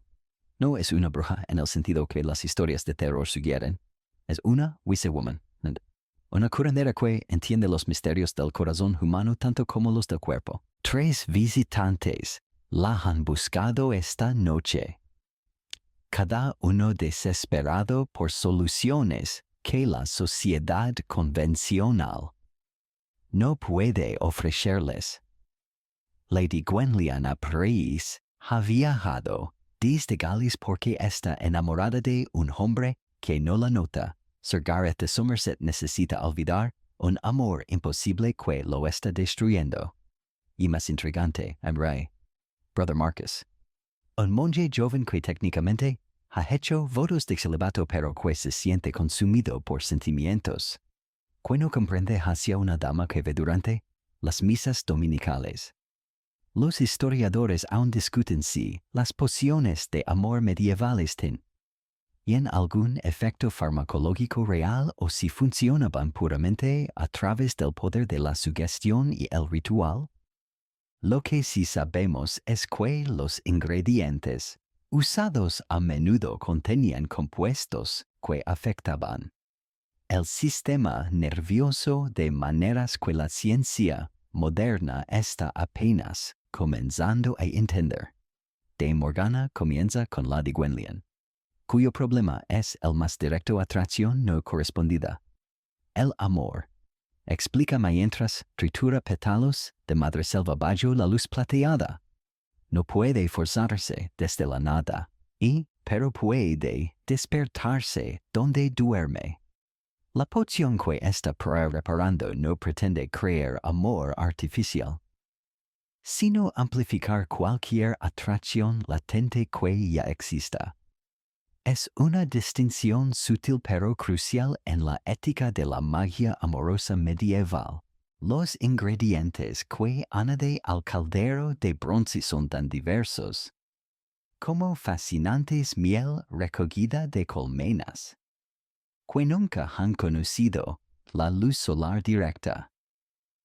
Vino que ha envejecido exactamente 7 años. Hierbas que han crecido en tierra tocada por rayos durante tormentas eléctricas. Pero el ingrediente más importante no es botánico, es un mechón del cabello de Lady Gwenllian. Cortado mientras pensaba intensamente en el objeto de su afecto. Una curiosidad extraordinaria de estas pociones era que requerían participación activa del usuario. Lady Gwenllian debe beber exactamente 3 gotas de la poción cada amanecer durante una luna nueva, pero solo después de haber realizado un acto de bondad genuina hacia alguien que no puede beneficiarla de ninguna manera. La magia del amor medieval reconocía que los corazones generosos tienen más probabilidades de inspirar amor en otros. Mientras la poción hierve lentamente. Dame Morgana se dirige al caso más complejo Sir Gareth y su necesidad de olvidar. El amor no correspondido que se mantiene demasiado tiempo. Murmura mientras selecciona hierbas completamente diferentes. Se convierte en veneno para el alma. Debe extraerse como se extrae una astilla infectada. Para él, está preparando no una poción de atracción, sino de liberación. Los ingredientes para el olvido son más perturbadores. Agua de lluvia recogida durante funerales. Cenizas de cartas de amor quemadas voluntariamente por sus autores, emis. Y algo que te hace estremecer tierra tomada de una tumba donde ya que alguien que murió de amor no correspondido. Dame Morgana explica que estos componentes no son macabros por crueldad, sino porque representan la transformación final del dolor en paz. Pero Brother Marcus presenta el desafío más delicado. Como monje, técnicamente no puede usar pociones de amor ni de olvido sin violar sus votos. Dame Morgana estudia su rostro joven y atormentado antes de decidir crear algo completamente diferente, una poción de claridad, para que puedas ver tu corazón verdadero sin las nubes de la confusión. Le explica. Y entonces decidir con sabiduría qué camino seguir. Esta poción requiere ingredientes que simbolizan la iluminación, agua de manantial que nunca ha estado estancada. Cristales que han sido expuestos tanto a la luz solar como a la luna durante meses. Y hierbas asociadas con la visión profética. Pero el elemento más crucial es que Brother Marcus debe ayunar durante 3 días antes de beberla, purificando su cuerpo para que su mente pueda ver claramente. Dame Morgana también revela algunos de los secretos más profundos de la magia amorosa medieval. Las pociones funcionan mejor cuando se crean durante ciertos eventos astrológicos, ¿sabes? Venus en conjunción con la luna es ideal para atracciones nuevas, mientras que Saturno ascendente es perfecto para romper lazos no deseados. Pero más importante que la astronomía es la intención del creador de la poción y la pureza de propósito del usuario. Una práctica particularmente intrigante era la creación de poción mutua. Pociones que 2 personas bebían simultáneamente para desarrollar conexión emocional genuina. Estas no pretendían crear obsesión unilateral, sino fomentar entendimiento mutuo y compatibilidad. Las parejas que bebían pociones mutuas a menudo reportaban sueños compartidos y una capacidad inusual para sentir las emociones del otro. Pero Dame Morgana también advierte sobre los peligros. Las pociones de amor malhejas pueden crear obsesión destructiva en lugar de afecto saludable. Los ingredientes incorrectos pueden causar enfermedad física. Y peor aún, usar magia para manipular los sentimientos de alguien sin su conocimiento puede crear lo que él llama deuda kármica. Consecuencias espirituales que eventualmente se cobrarán de maneras impredecibles. Mientras la noche avanza, Dama Morgana completa las 3 pociones, cada una brillante con un color ligeramente diferente bajo la luz de las estrellas. Lady Gwenllian recibe un frasco de líquido dorado que huele a rosas y canela. Sir Gareth toma un recipiente de poción plateada que no tiene aroma perceptible. Brother Marcus acepta un frasco de líquido cristalino que parece contener luz líquida. Cada uno paga, no con dinero sino con algo personal. Lady Gwenllian deja un anillo heredado de su abuela. Sir Gareth ofrece su espada ceremonial. Y Brother Marcus entrega un libro de oraciones que ha copiado personalmente. Dame Morgana explica que la magia requiere sacrificio genuino para funcionar. Nada verdaderamente valioso puede obtenerse sin costo real. Mientras los tres visitantes se dispersan hacia sus destinos, cada uno llevando esperanza líquida en frascos diminutos.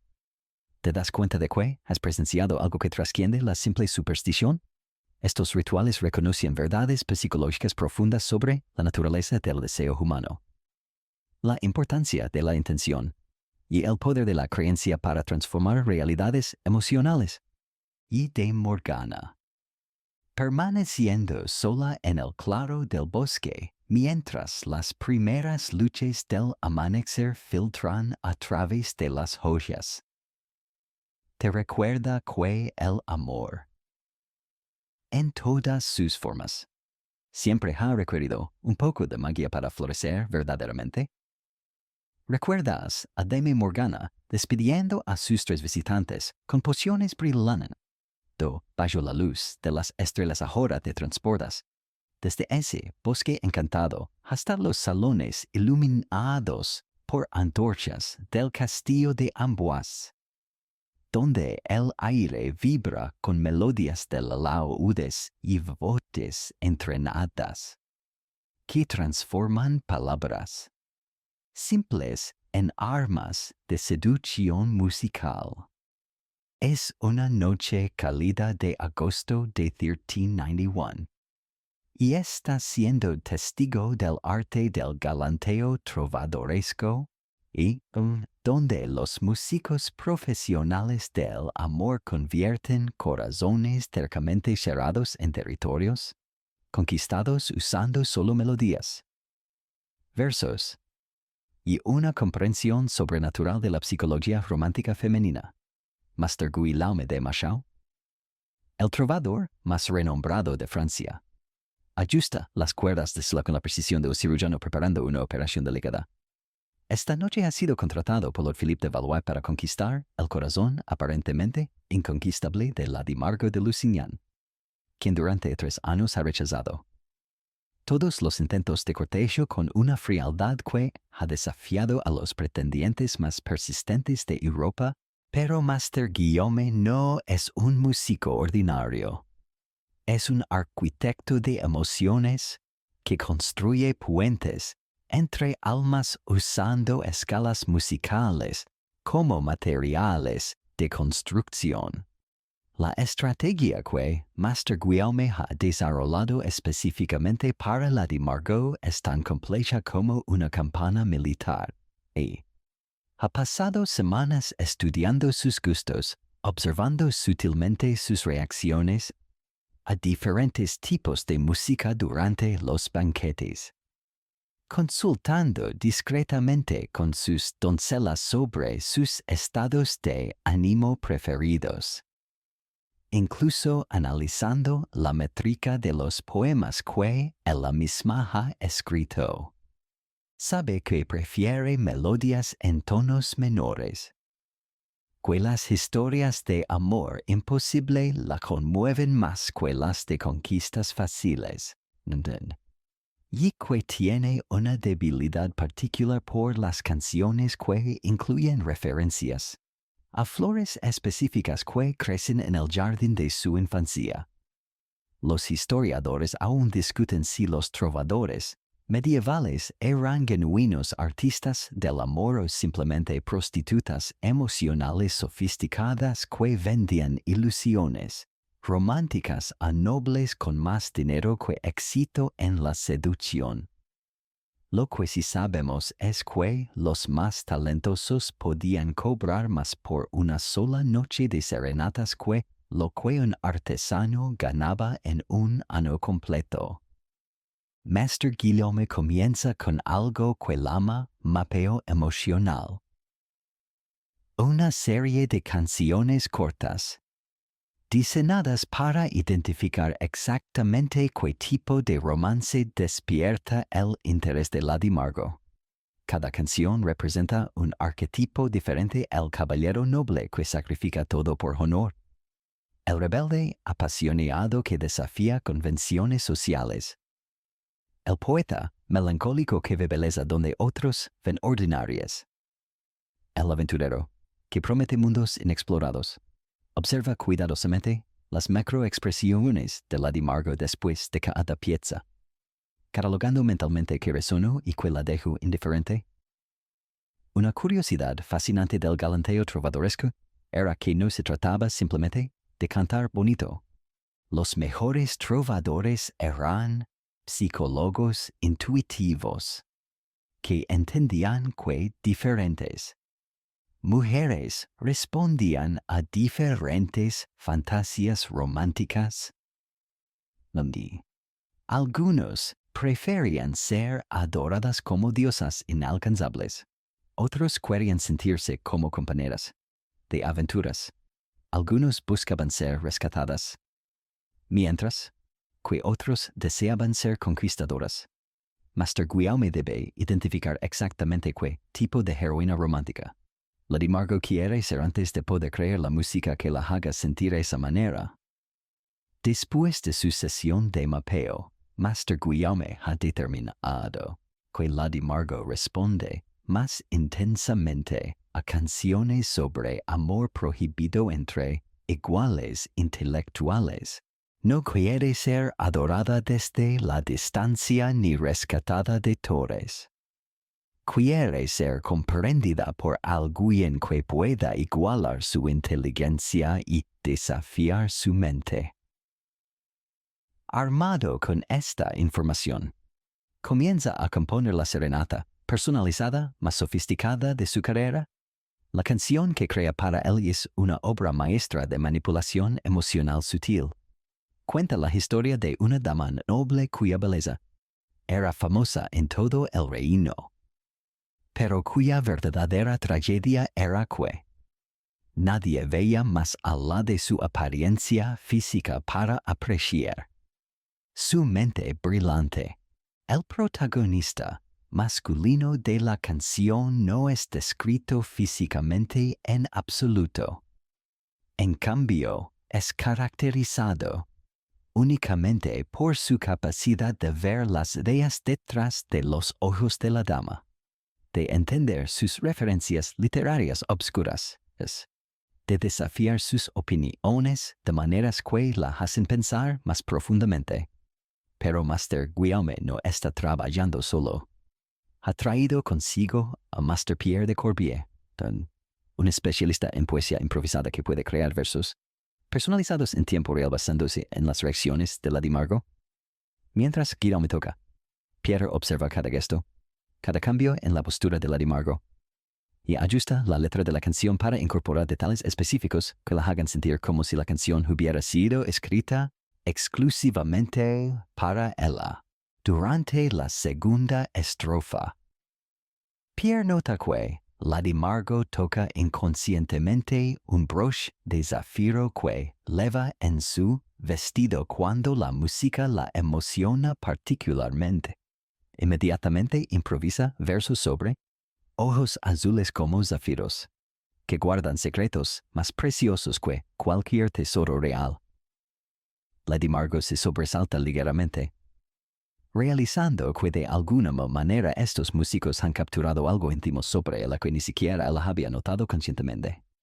Una técnica particularmente sofisticada que Master Guillaume emplea es lo que llama seducción por ausencia.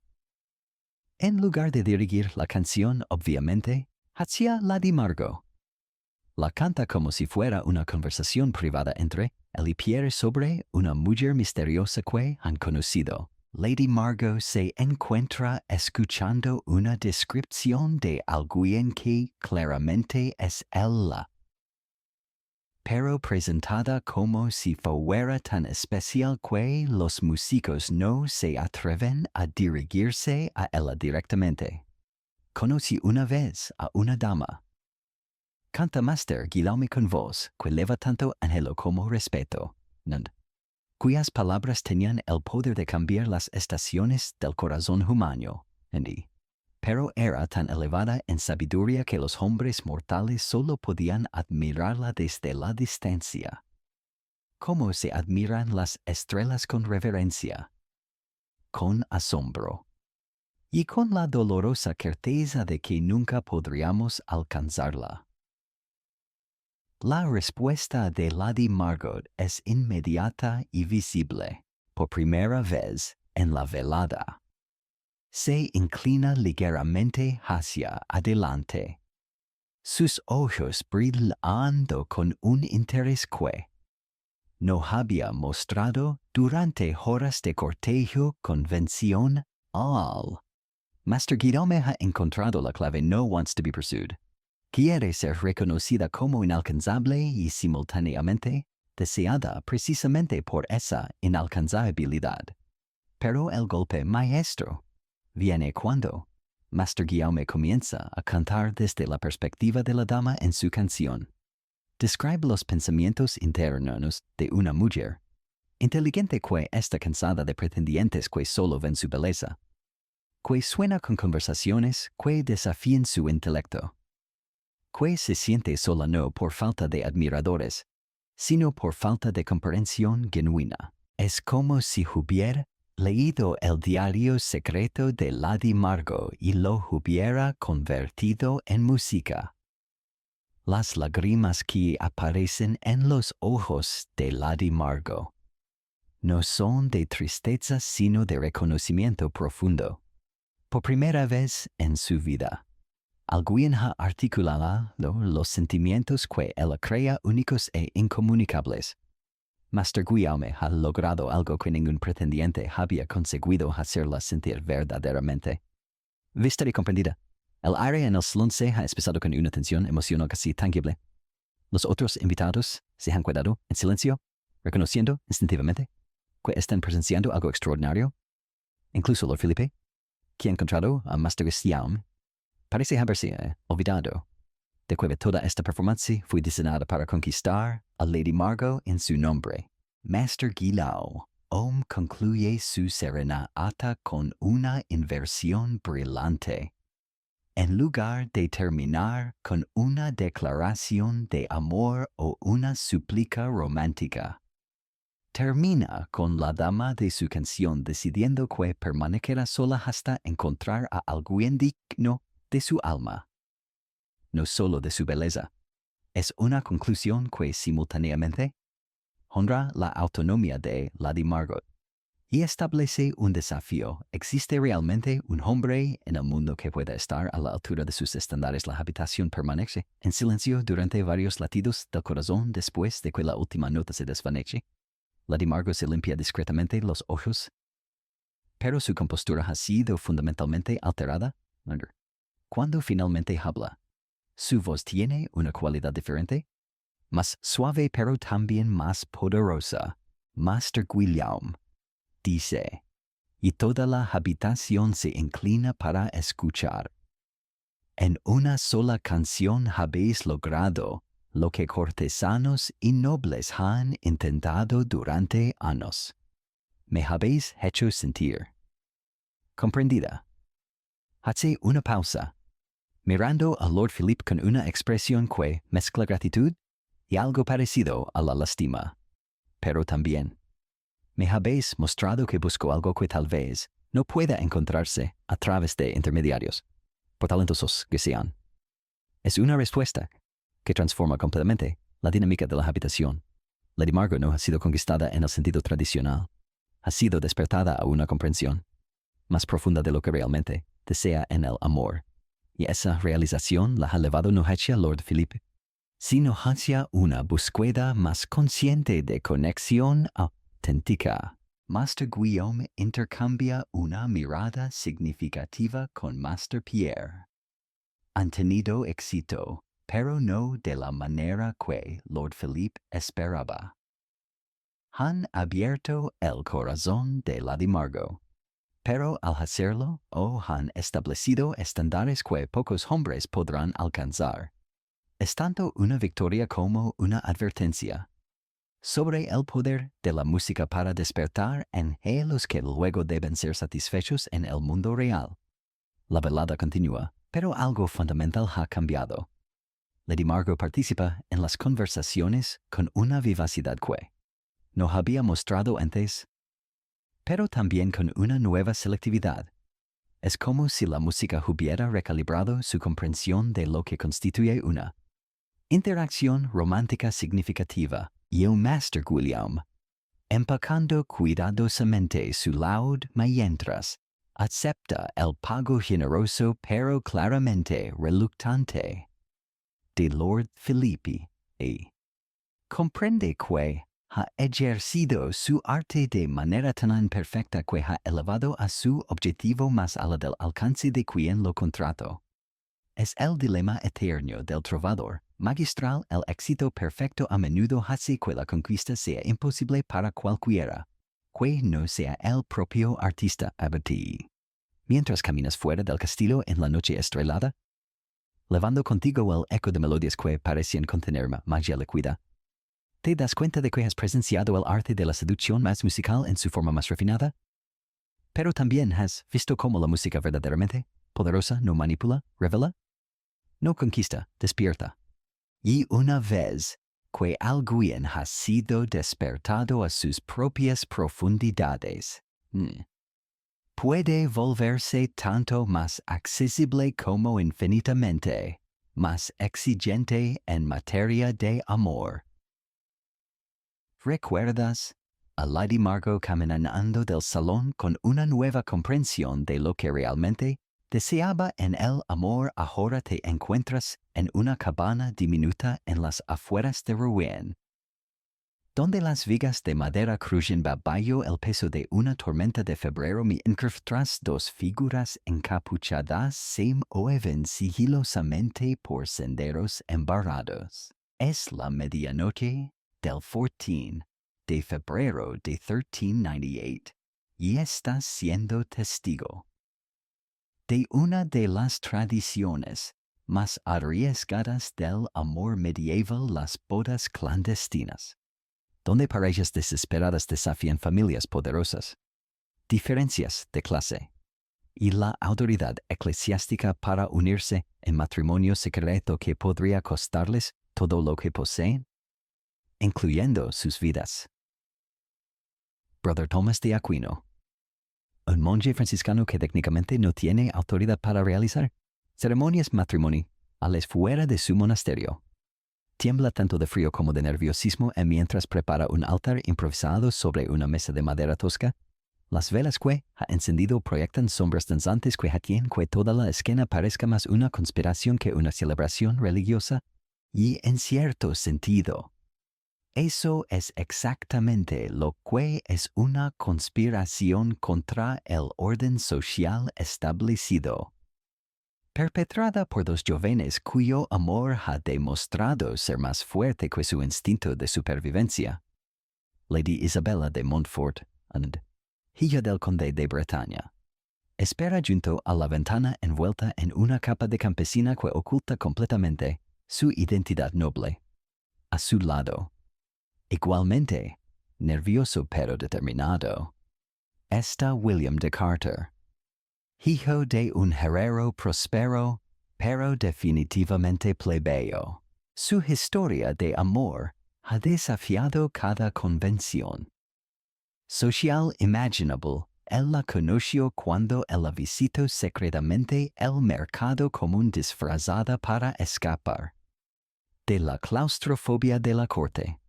Y durante 6 meses han mantenido un cortejo completamente imposible que ahora culmina en esta ceremonia que podría resultar en exilio, desheredación o muerte para ambos.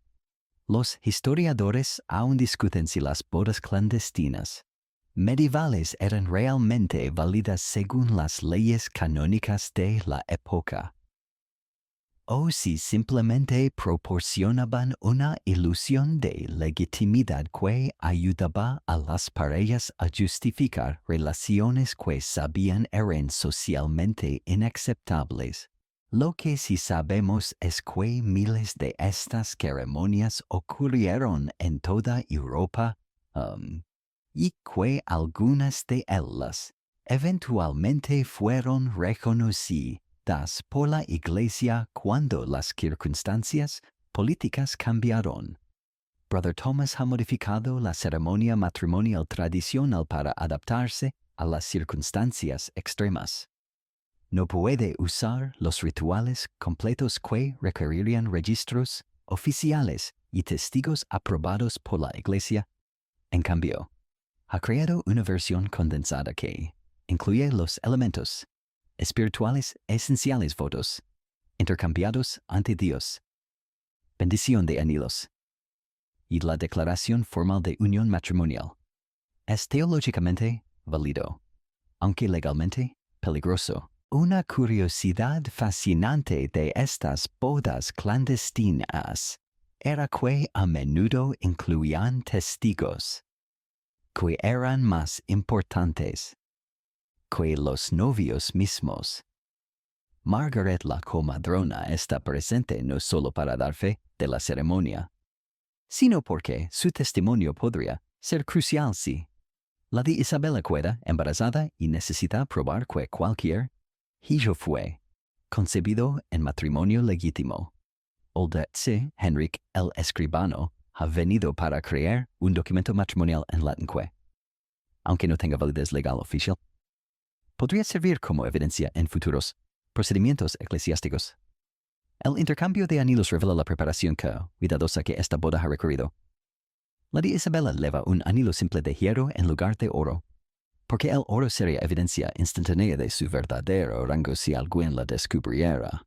William ha gastado sus ahorros de toda la vida en un anillo de plata que, aunque modesto para los estándares nobles, representa un sacrificio económico enorme para alguien de su clase. El simbolismo es poderoso. Ambos han elegido amor sobre riqueza, pasión sobre pragmatismo. Pero las bodas clandestinas también requerían planificación de escape elaborada. Lady Isabella ha falsificado una peregrinación religiosa para explicar su ausencia del castillo familiar. William ha organizado que su hermano mayor mantenga la herrería funcionando durante su luna de miel, que consistirá en esconderse en una cabana de pastores abandonada en los Pirineos durante al menos 3 meses. Han acumulado provisiones, dinero e incluso identidades falsas en caso de que necesiten huir permanentemente. Una práctica particularmente ingeniosa de estas ceremonias era la inclusión de witness tokens, objetos que los testigos podían usar para probar que habían estado presentes en la boda. Margaret la comadrona recibe un mechón del cabello de la de Isabella entrelazado con uno de William. Old Henrik recibe una moneda que cada novio ha tocado durante los votos. Si alguna vez necesitan testificar sobre la validez del matrimonio, pueden presentar estos tokens como evidencia de su presencia en la ceremonia. Brother Thomas recita los votos matrimoniales en una mezcla de latín y francés que hace la ceremonia simultáneamente sagrada y accesible. Isabella, tomas a William como tu esposo legítimo para amarlo y honrarlo por encima de todas las consideraciones terrenales, incluso si eso significa renunciar a familia, fortuna y posición social. La pregunta va mucho más allá de los votos matrimoniales tradicionales. Reconoce explícitamente los sacrificios enormes que este matrimonio requiere.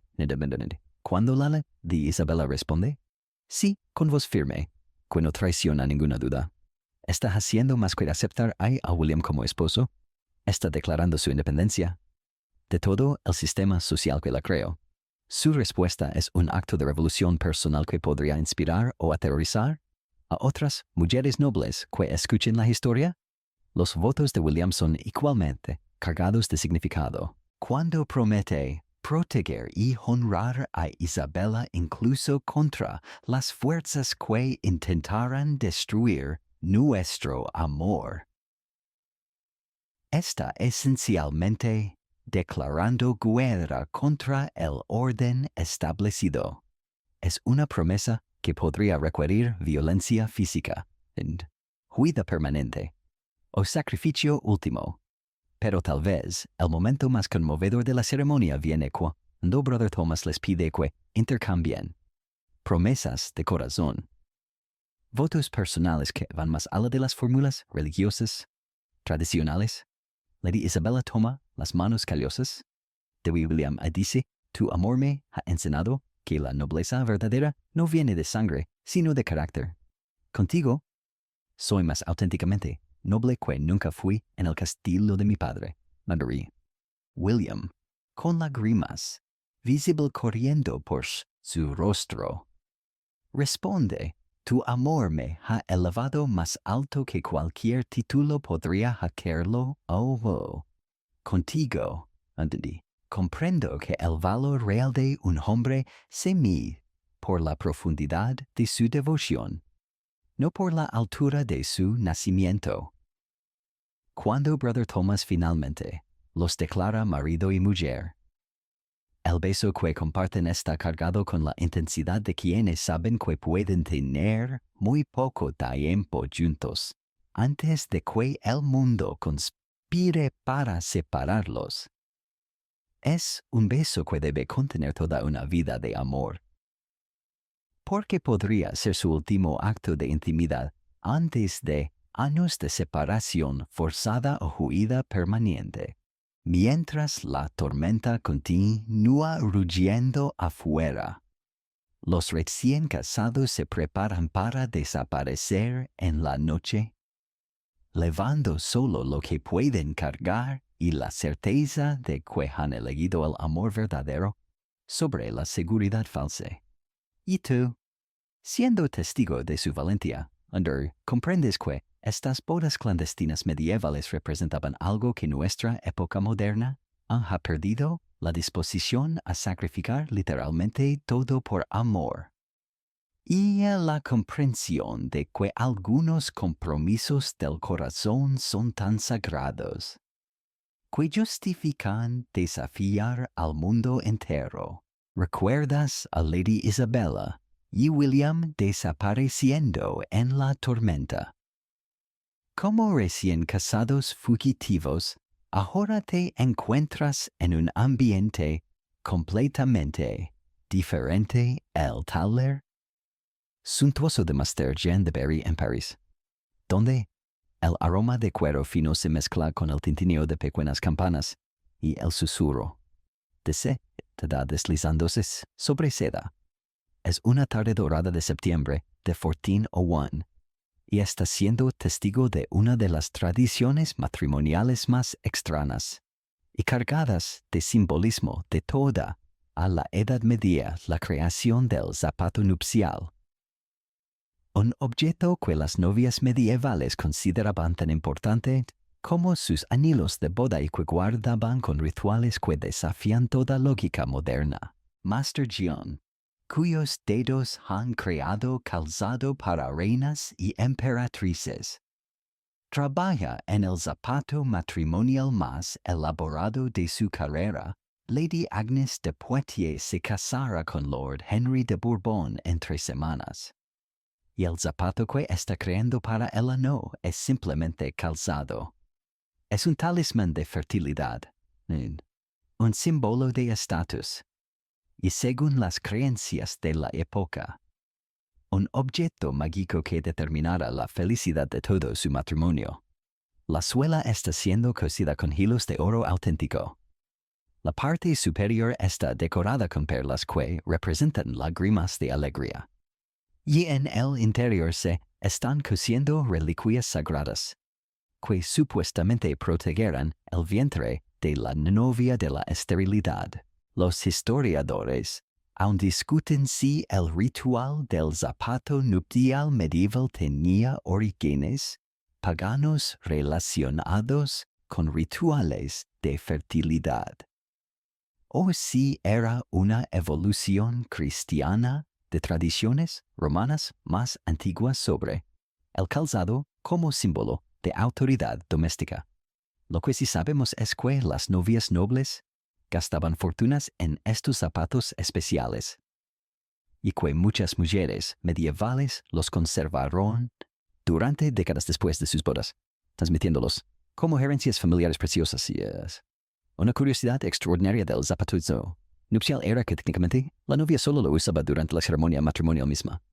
Inmediatamente después de los votos, se lo quitaba en una ceremonia separada y llamada la liberación del pie virginal, simbolizando su transición de doncella a mujer casada.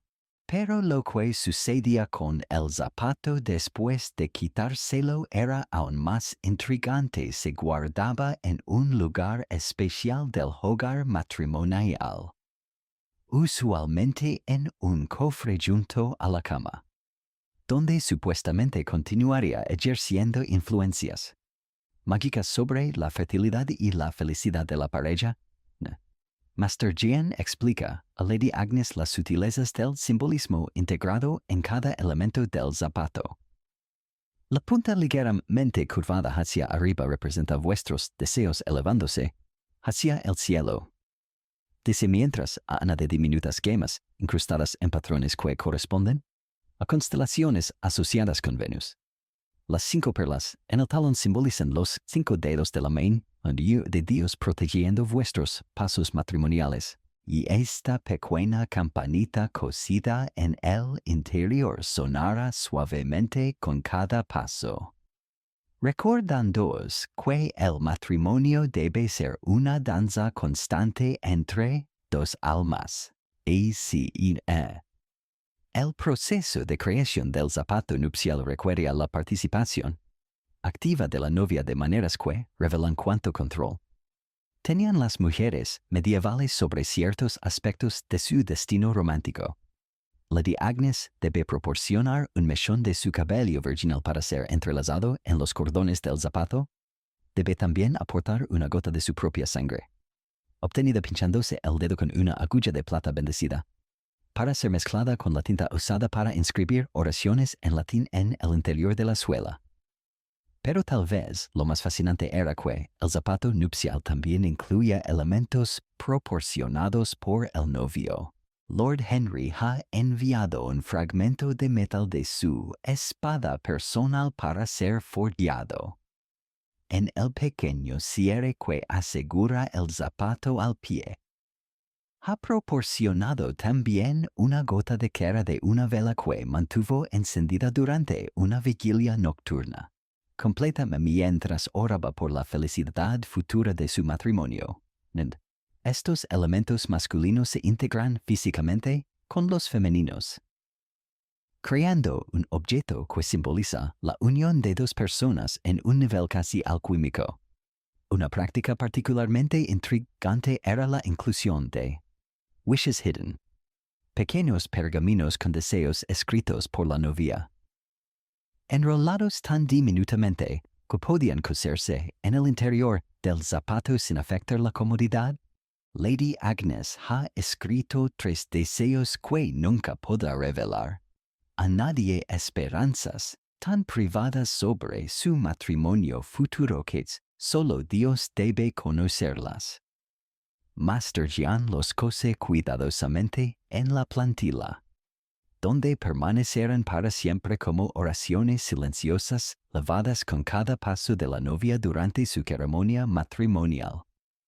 El zapato nupcial también servía como una forma de comunicación entre mujeres de diferentes generaciones. La madre de Lady Agnes ha proporcionado pequeños fragmentos de su propio zapato matrimonial para ser incorporados en el de su hija. Su abuela ha contribuido con hebras de seda de un zapato que data de 50 años atrás. Es una cadena de herencia femenina que conecta experiencias matrimoniales a través del tiempo, transmitiendo sabiduría y protección de madres a hijas de maneras que los hombres de la familia nunca conocerían completamente. Pero los zapatos nupciales medievales también tenían un lado más oscuro y práctico. Estaban diseñados para ser ligeramente incómodos, no dolorosamente, pero lo suficiente para recordar constantemente a la novia que estaba en un día especial que requería comportamiento especial. La incomodidad suave servía como un recordatorio físico constante de mantener la compostura, caminar con gracia y recordar que todos los ojos estaban sobre ella durante la ceremonia. Master Han también revela uno de los secretos mejor guardados del oficio. Algunos zapatos nupciales incluían compartimentos diminutos y ocultos, donde las novias podían esconder pequeños objetos de poder personal. Lady Agnes ha elegido incluir una diminuta figura de Motherfield de Santa Mónica, patrona de las esposas, tan pequeña que podría esconderse bajo una una. Algunas novias incluían fragmentos de huesos de santos, pequeñas piedras de lugares sagrados que habían visitado durante peregrinaciones, o incluso diminutas reliquias familiares, que representaban generaciones de matrimonios exitosos. Una curiosidad extraordinaria era que la creación del zapato nupcial a menudo tomaba más tiempo que la planificación del resto de la boda. Master Jian ha estado trabajando en el zapato de Lady Agnes durante 4 meses, consultando con astrólogos sobre los momentos más propicios para cada etapa de la construcción, coordinando con sacerdotes para bendecir cada material antes de su incorporación, e incluso trabajando con herbalistas para infundir ciertos componentes con aromas que supuestamente promovían armonía matrimonial. Cuando finalmente el zapato está completado, Master Jian realiza una ceremonia de despertar donde toca cada parte del zapato con una pluma de cisne mientras recita bendiciones que ha memorizado durante décadas de práctica. El zapato, él explica, debe ser despertado a su propósito. Antes de que pueda cumplir su función mágica durante la boda, Lady Agnes se prueba el zapato terminado y camina lentamente alrededor del taller.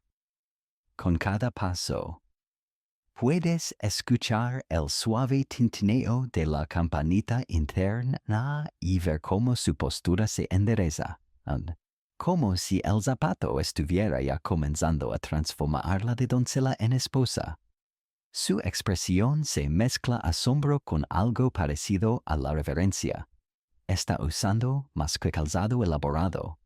Está elevando siglos de tradición femenina, esperanzas cristalizadas y magia ancestral que promete guiar sus pasos hacia la felicidad matrimonial. Y mientras él la sale del taller levando cuidadosamente su zapato nupcial en una caja forrada de seda, te das cuenta de que has presenciado algo que va mucho más allá de la simple artesanía. Has visto cómo las mujeres medievales crearon rituales de empoderamiento dentro de sistemas que a menudo las limitaban, transformando objetos aparentemente mundanos en reservorios de esperanza, protección y agencia personal. ¿Recuerdas a Lady Agnes caminando del taller con su zapato nupcial mágico? Cada paso marcado por el tintineo suave de su campanita interior. Ahora te transportas a un mundo completamente diferente del amor medieval, los jardines perfumados del castillo de Carcassonne, donde las reglas normales del matrimonio se suspenden y el amor se convierte en un arte refinado que no busca consumación sino elevación espiritual.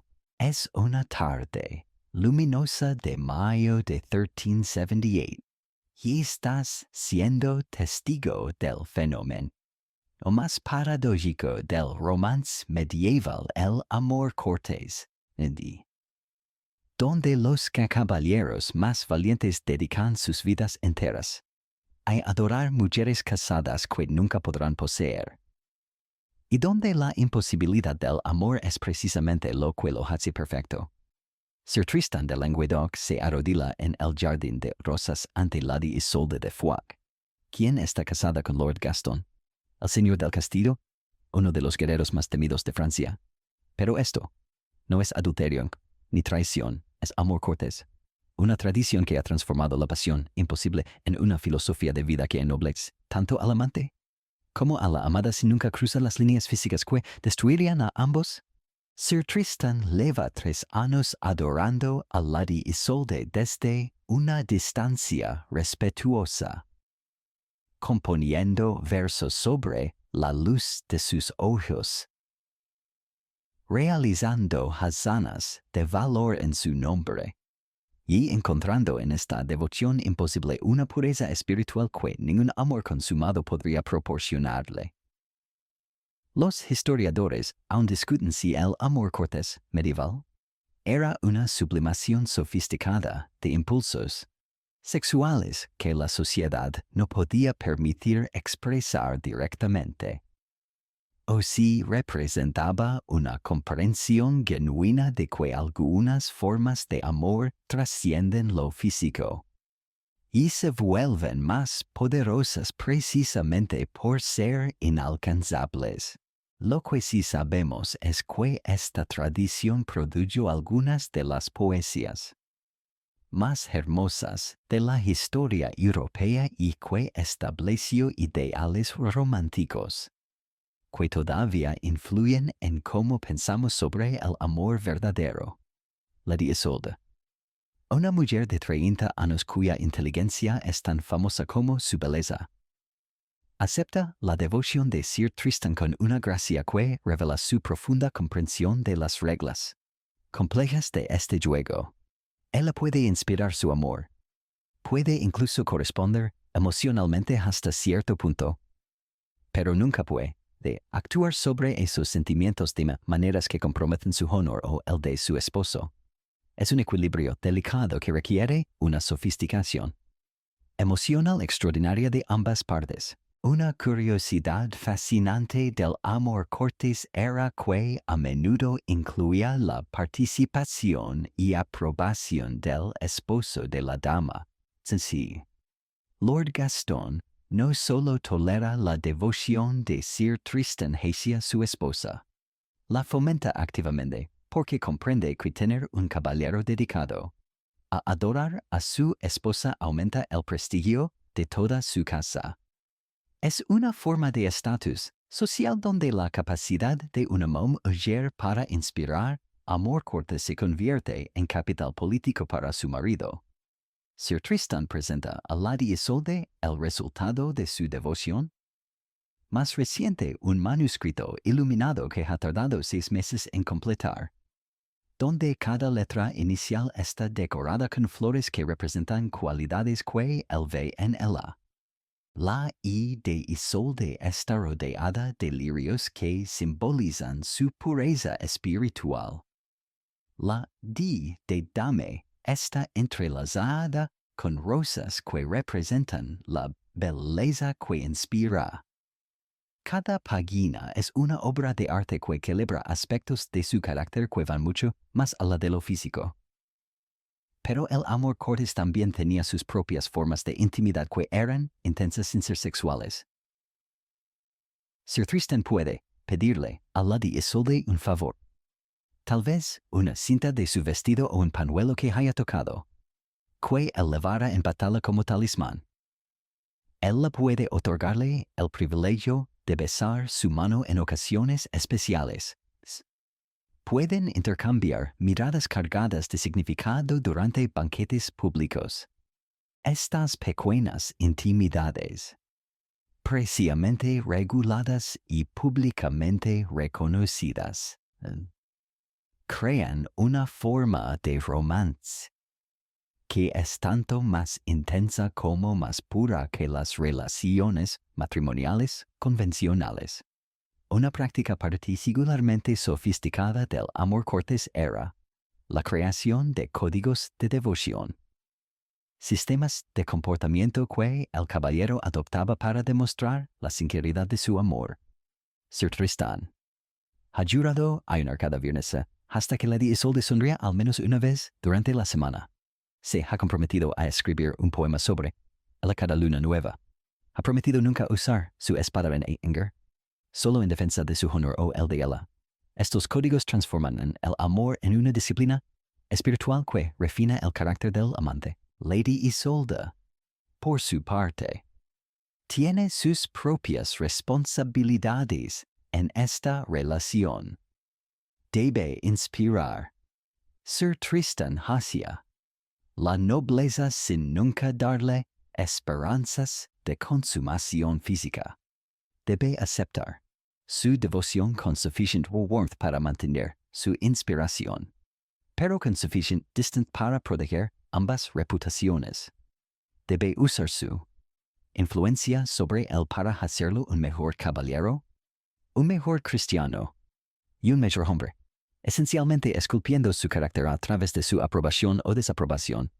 Una de las tradiciones más hermosas del amor cortés era el intercambio de contemplaciones, momentos programados, donde el caballero y la dama se sentaban en silencio en presencia del otro, simplemente absorbiendo la compañía mutua sin necesidad de palabras. Sir Tristán y Lady Isolde han desarrollado un ritual, donde cada martes al atardecer se sientan en extremos opuestos del jardín de rosas, él leyendo mientras él aborda, ambos conscientes de la presencia del otro pero sin interactuar directamente. Es una forma de intimidad que alimenta el alma sin comprometer la virtud, pero el amor cortés también incluye elementos de mejoramiento mutuo que iban más allá del romance. Lady Isolde desafía intelectualmente a Sir Tristán, recomendándole libros, planteando preguntas filosóficas, alentándolo a desarrollar aspectos de su mente que la guerra y la política normalmente no ejercitan. Él a su vez le cuenta sobre sus viajes. Le describe tierras que ella nunca podrá visitar. Le trae pequeños tesoros de sus expediciones que expanden su comprensión del mundo. Una curiosidad extraordinaria era que muchas relaciones de amor cortés duraban décadas, evolucionando y profundizándose con el tiempo de maneras que los matrimonios convencionales raramente lograban.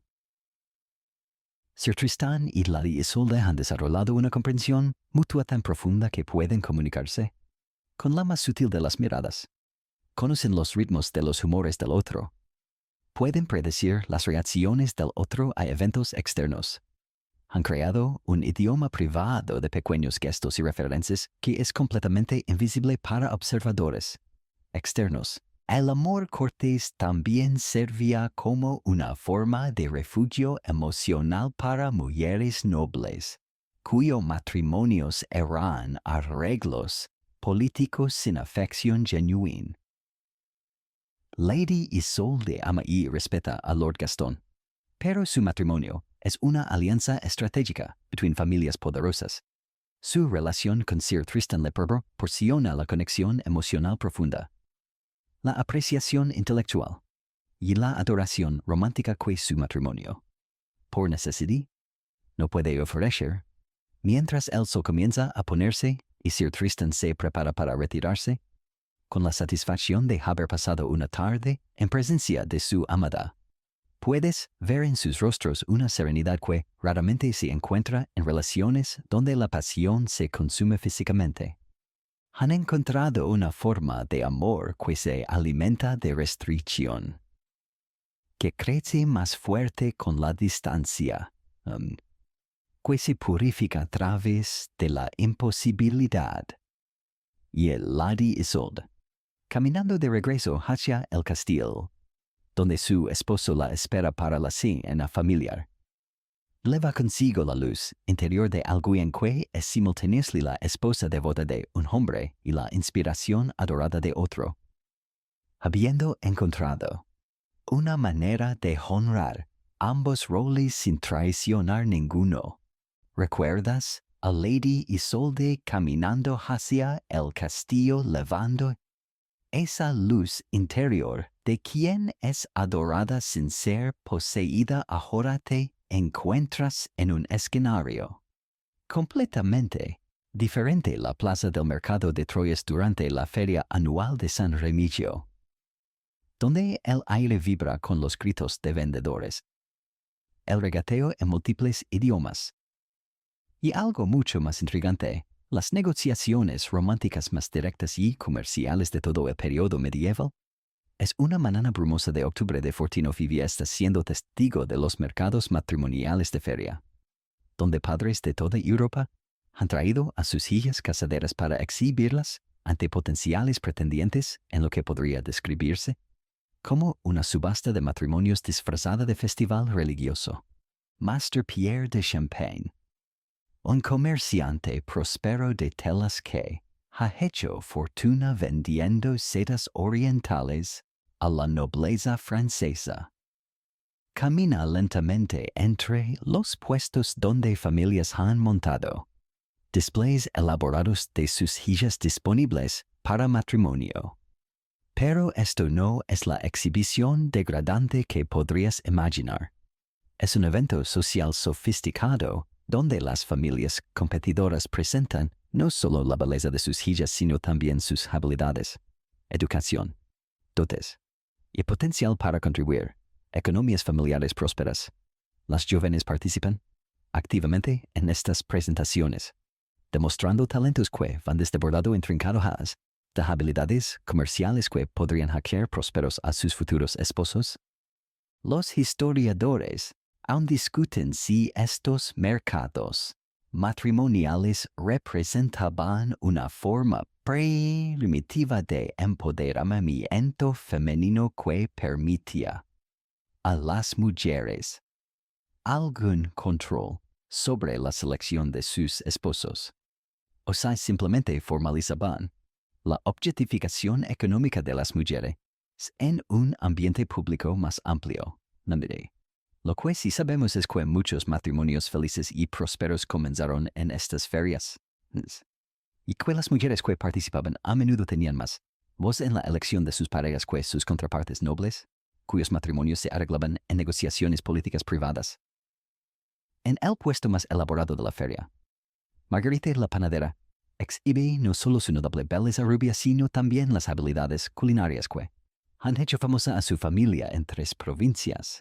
Tiene preparadas muestras de sus pasteles, pan especial que permanece fresco durante semanas de viaje, y algo particularmente valioso, recetas secretas para preservar carne que podrían hacer rica a cualquier familia que controle rutas comerciales. Pero Margarita no es una participante pasiva. Interroga activamente a los pretendientes sobre sus planes de negocio, sus conexiones comerciales, y sus visiones para expansión familiar. Es tanto cazadora como presa en este mercado matrimonial. Master Pierre observa fascinado mientras Marguerite demuestra su habilidad para calcular márgenes de ganancia en 3 monedas diferentes sin usar abaco. Una habilidad que vale más que cualquier dote tradicional para un comerciante que necesita una esposa capaz de manejar las finanzas familiares durante sus ausencias frecuentes. Ella también me muestra muestras de bordado que incluyen códigos comerciales bordados tan sutilmente que parecen decoraciones, pero que en realidad representan información sobre rutas de caravanas y precios de mercado. Es una mujer que podría ser tanto compañera romántica como socia comercial. Una curiosidad fascinante de estos mercados matrimoniales era el papel de las marriage brokers profesionales. mujeres son usualmente viudas con experiencia comercial, que conocían las necesidades específicas de diferentes tipos de hombres y podían más con mujeres que tenían exactamente las habilidades complementarias. Number 7.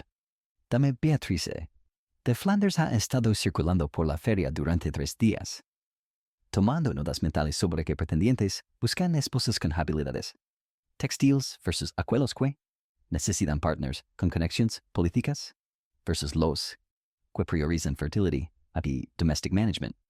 En el puesto contiguo, Annie, la herbalista, está demostrando conocimientos que van más allá de lo doméstico hacia lo médico. Puede identificar y preparar remedios para todo desde headaches hasta problemas digestivos, pero más crucialmente para potential husbands. Conoce hierbas que promoted fertility, prevent miscarriages y ease childbirth en una época donde la mortalidad maternal era alta y large families eran esencial para survival económica. Estas habilidades médicas hacían a una mujer extraordinariamente valuable como esposa. Master Pierre se acerca al puesto de Catherine la escribana, una joven inusual cuyo padre ha invertido en darle educación literacia que normalmente se reservaba para nobles. Ella puede leer y escribir en latín, francés y algo de inglés, habilidades que permitirían a un merchant y expand his business internationally. Está demostrando su caligrafía, copiando a velocidad impresiva un contract comercial complejo, while simultaneously translating it to French para benefit de potencial suitors que no leen latín.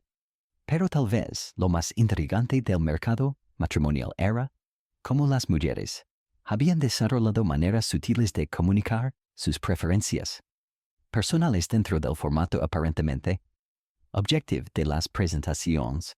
Marguerite la panadera ha arranged her display de manera que potential suitors deben stand close enough para conversation personal, while Anne la herbalista ha positioned her herbs de manera que creates a natural barrier que permite her to control interaction distance. Estas aren't accidental arrangements, they're strategic decisions que give the women some agency in managing their romantic encounters. Catherine la Escribana ha included on su writing samples subtle personal information que reveals her character Y preferences. Her copies include passages about travelers' adventures, suggesting she'd welcome a husband con wanderlust. Other samples focus on domestic management, or children's education, indicating her priorities and family life. It's personal advertising, disguised como professional demonstration. Una práctica particularmente sophisticated era el trial engagement system que these fairs had developed. If a man and woman showed mutual interest, their families could arrange a 1-month trial period, durante el cual the potential couple could get acquainted under structured supervision. If both parties remained satisfied, después de this period, marriage negotiations would begin seriously. If either had reservations, they could separate without social stigma. Era essentially medieval dating, pero con financial y social frameworks que protected everyone involved. Master Pierre finds himself most intrigued por Catherine la Escribana, not just porque de her literacy skills, pero because the intelligence that sparks in her eyes cuando she discusses complex ideas, when he asks her opinion, sober expanding trade with Flemish cities. Her response reveals understanding the political complexities, no economic opportunities que rivals his own business advisors. She's not just beautiful be skilled, she's smart enough para be a true intellectual partner. El negotiation process que follows is elaborate pero respectful. Catherine's father, Master Robert L. Notario discusses her dowry quiz, includes not just money and household goods, pero también access. A network de legal connections que could be invaluable para a merchant dealing with international contracts. Master Pierre offers details about his established business, his properties on 3 cities, why his plans para expansion. Que would benefit desde having a literate business partner. Pero, crucially, both Catherine Y. Master Pierre have opportunities to interact directly during these negotiations. They walk through the market together. She pointing out details about different merchants, que reveal her observational skills. He explaining challenges, the international trade, que test her problem-solving abilities. It's courtship disguised, como business assessment. Pero, it allows genuine compatibility testing porque arranged marriages rarely provided. Una curiosidad y extraordinary era que these market marriages often produced partnerships que were both romantically fulfilling, mabugiba economically successful. The combination, de mutual choice, practical compatibility, our shared economic goals, created foundations, para lasting relationships que purely romantic attractions often lacked. Catherine Y. Master Pierre are negotiating not just marriage pero a business partnership que could make both their families prosperous for generations. As the fair winds down, Y agreements are finalized. You observe couples walking together come the satisfaction. The people who have made informed decisions about their futures. Catherine accepts Master Pierre's proposal. Pero she's also negotiated her own terms. She'll manage the business correspondence, pero maintain her own scriptorium. Para outside clients, ensuring she retains both financial independence and professional identity within marriage. You, while Master Pierre loads his cart, come both new merchandise, Y plans, para his wedding on 3 months. He carries también the excitement to someone who has found not just a beautiful wife pero an intelligent partner who could help transform his modest business into a commercial empire. The market matrimonial has succeeded, and creating not just another marriage, sino a true partnership built in mutual respect, compatible skills, we shared ambitions. Recuerdas a Catherine y Master Pierre caminando del mercado matrimonial con planes tanto para una boda como para un imperio comercial ahora de transportas a un ambiente mucho más misterioso la torre del alquimista en el castillo de Vincennes, donde el aire está espeso con vapores que hacen que tus ojos lagrimeen, donde las sombras danzan de maneras que sugieren que la ciencia y la magia se han fusionado en una sola disciplina peligrosa. Es una noche sin luna de diciembre de 1412 y estás siendo testigo de la creación de las pociones. Filtros de amor más sofisticados de la época medieval.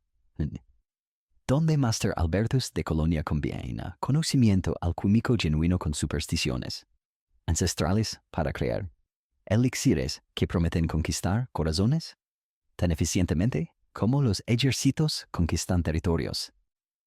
La mujer que ha buscado los servicios de Master Albertus esta noche no es una campesina desesperada, sino la de Marguerite de Valois, prima del rey, cuya belleza es legendaria pero cuyo corazón ha permanecido obstinadamente indiferente a 3 años de cortejo por parte del duque de Orleans. No es que no aprecie sus virtudes. Él es valiente, generoso, inteligente y políticamente ventajoso como esposo, pero simplemente no siente la chispa del amor verdadero que su naturaleza romántica exige. Ha venido a Master Albertus no para crear amor artificial, sino para remover cualquier bloqueo emocional que pueda estar impidiendo que su corazón reconozca al hombre correcto que ya está ante ella. Los historiadores aún discuten si los alquimistas medievales realmente crean en la eficacia mágica de sus pociones amorosas. o si entendían que estaban vendiendo principalmente esperanza y confianza en forma líquida, lo que sí sabemos es que muchos de los ingredientes que usaban contenían compuestos que afectaban genuinamente el sistema nervioso. Y que el ritual de creer y usar estas pociones a menudo producía efectos psicológicos profundos que podían alterar realmente las percepciones románticas de las personas. El nombre: Master Albertus, un hombre de unos 60 años cuyas manos están permanentemente manchadas por décadas de manipular elementos químicos, examina a Lady Marguerite con la intensidad de un médico diagnosticando una enfermedad. Le hace preguntas que van mucho más allá de lo romántico. ¿A qué hora del día se siente más energética? ¿Qué comidas prefiere durante diferentes estaciones? ¿Cómo cambian sus sueños? Con las fases de la luna está construyendo un perfil alquímico completo que le permitirá crear una poción específicamente calibrada para su constitución individual. Una curiosidad extraordinaria de la alquimia amorosa medieval era, que se basaba en la teoría de los 4 humores corporales: sangre, flema, bilis amarilla y bilis negra, y que diferentes desequilibrios requieren correcciones químicas específicas. Master Albertus determina que Lady Margarita tiene exceso de bilis negra, lo que explicaría su tendencia hacia la melancolía romántica y su resistencia a formar attachments emocionales profundos. La poción que va a crear está diseñada no para inducir amor artificial, sino para rebalancear su constitución humoral de manera que permita que el amor natural florezca. El laboratorio de Master Albertus es un museo viviente de conocimiento científico primitivo, superstición refinada. Sus estantes contienen frascos de mercurio que brilla como plata líquida, sulfur en polvo que produce lamas de colores imposibles cuando se enciende, y sales extraídas de plantas que crecen solo en cementerios bajo ciertas condiciones lunares. Pero también tiene equipamiento que revelaría familiar para cualquier químico moderno: alambiques para destilación, balanzas, precisión para medir ingredientes exactos y termómetros primitivos que le permiten controlar temperaturas con precisión sorprendente. La poción para Lady Marguerite comienza con una base de vino blanco que ha sido fermentado específicamente, con uvas que nunca han sido tocadas por luz solar directa. Master Albertus explica que la oscuridad preserva las cualidades lunares del vino, haciéndolo más receptivo a influencias emocionales. Añade aceite de rosas que ha sido destilado usando pétalos, recogidos exactamente al amanecer durante luna creciente. ¿Por qué este timing? Maximiza las propiedades de apertura del corazón de las rosas. Pero aquí viene la parte que realmente desafía las explicaciones modernas. Master Albertus incorpora elementos que parecen puramente supersticiosos, pero que él insiste son científicamente necesarios. Añade polvo hecho de huesos de tortolas que murieron durante el apareamiento. Because las tortolas representan fidelity romántica y verbones que quiescency even después de death. Incluye también 3 drops de agua recogida de estalactites en cuevas que nunca han conocido artificial light. Porque esta agua supposedly retains primordial memories to when the earth was young y love was pure. Una práctica particularly sophisticated era la inclusión de catalyst personal. Substancias que han estado en contacto cercano con la persona intended to receive the potion's effects. Lady Marguerite proporciona several items: a silk ribbon que ha usado against her skin durante several weeks, nail clippings que contains her life essence. Why, most significantly, tears que she shed while contemplating her romantic frustrations. Master Albertus explica que these personal elements ensure que la poción will resonate specifically con her individual energy patterns. El proceso de brewing, leave several hours UI requires timing, que would challenge unmodern chemists. Different ingredients must be added. Durante specific phases, the lunar transition, certain mixtures must be heated to exact temperatures, que Master Albertus judges, not con instruments, sino con years de experience. Y the final combining must occur durante the precise moment when Venus is ascending in the night sky, as chemistry combined, con astronomy combined, con intuition developed over decades to practice. But perhaps most intriguing as el bonding ritual que Lady Marguerite must perform mientras la poción está brewing. She must stand facing east while mentally reviewing every moment de positive interaction she has had con el Duc de Orléans, deliberately focusing on his virtues rather than his shortcomings. Master Albertus explica que the potion can only amplify emotions que already exist. It cannot create love from nothing. Pero it can remove barriers que prevent recognition. De love que is already present, pero blocked.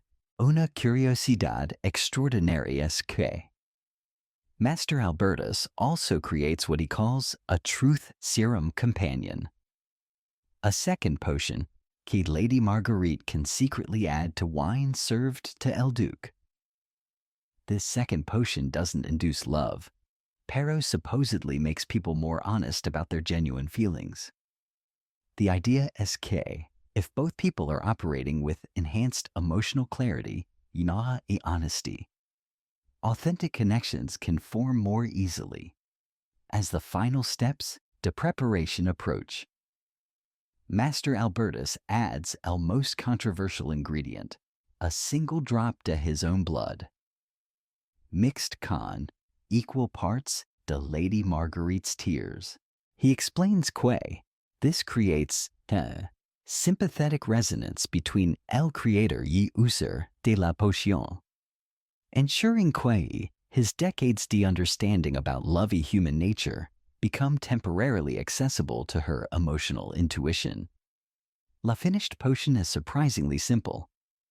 On appearance, clear como spring water, pero con un subtle iridescence, que shifts colors, dependiendo en el angle de light.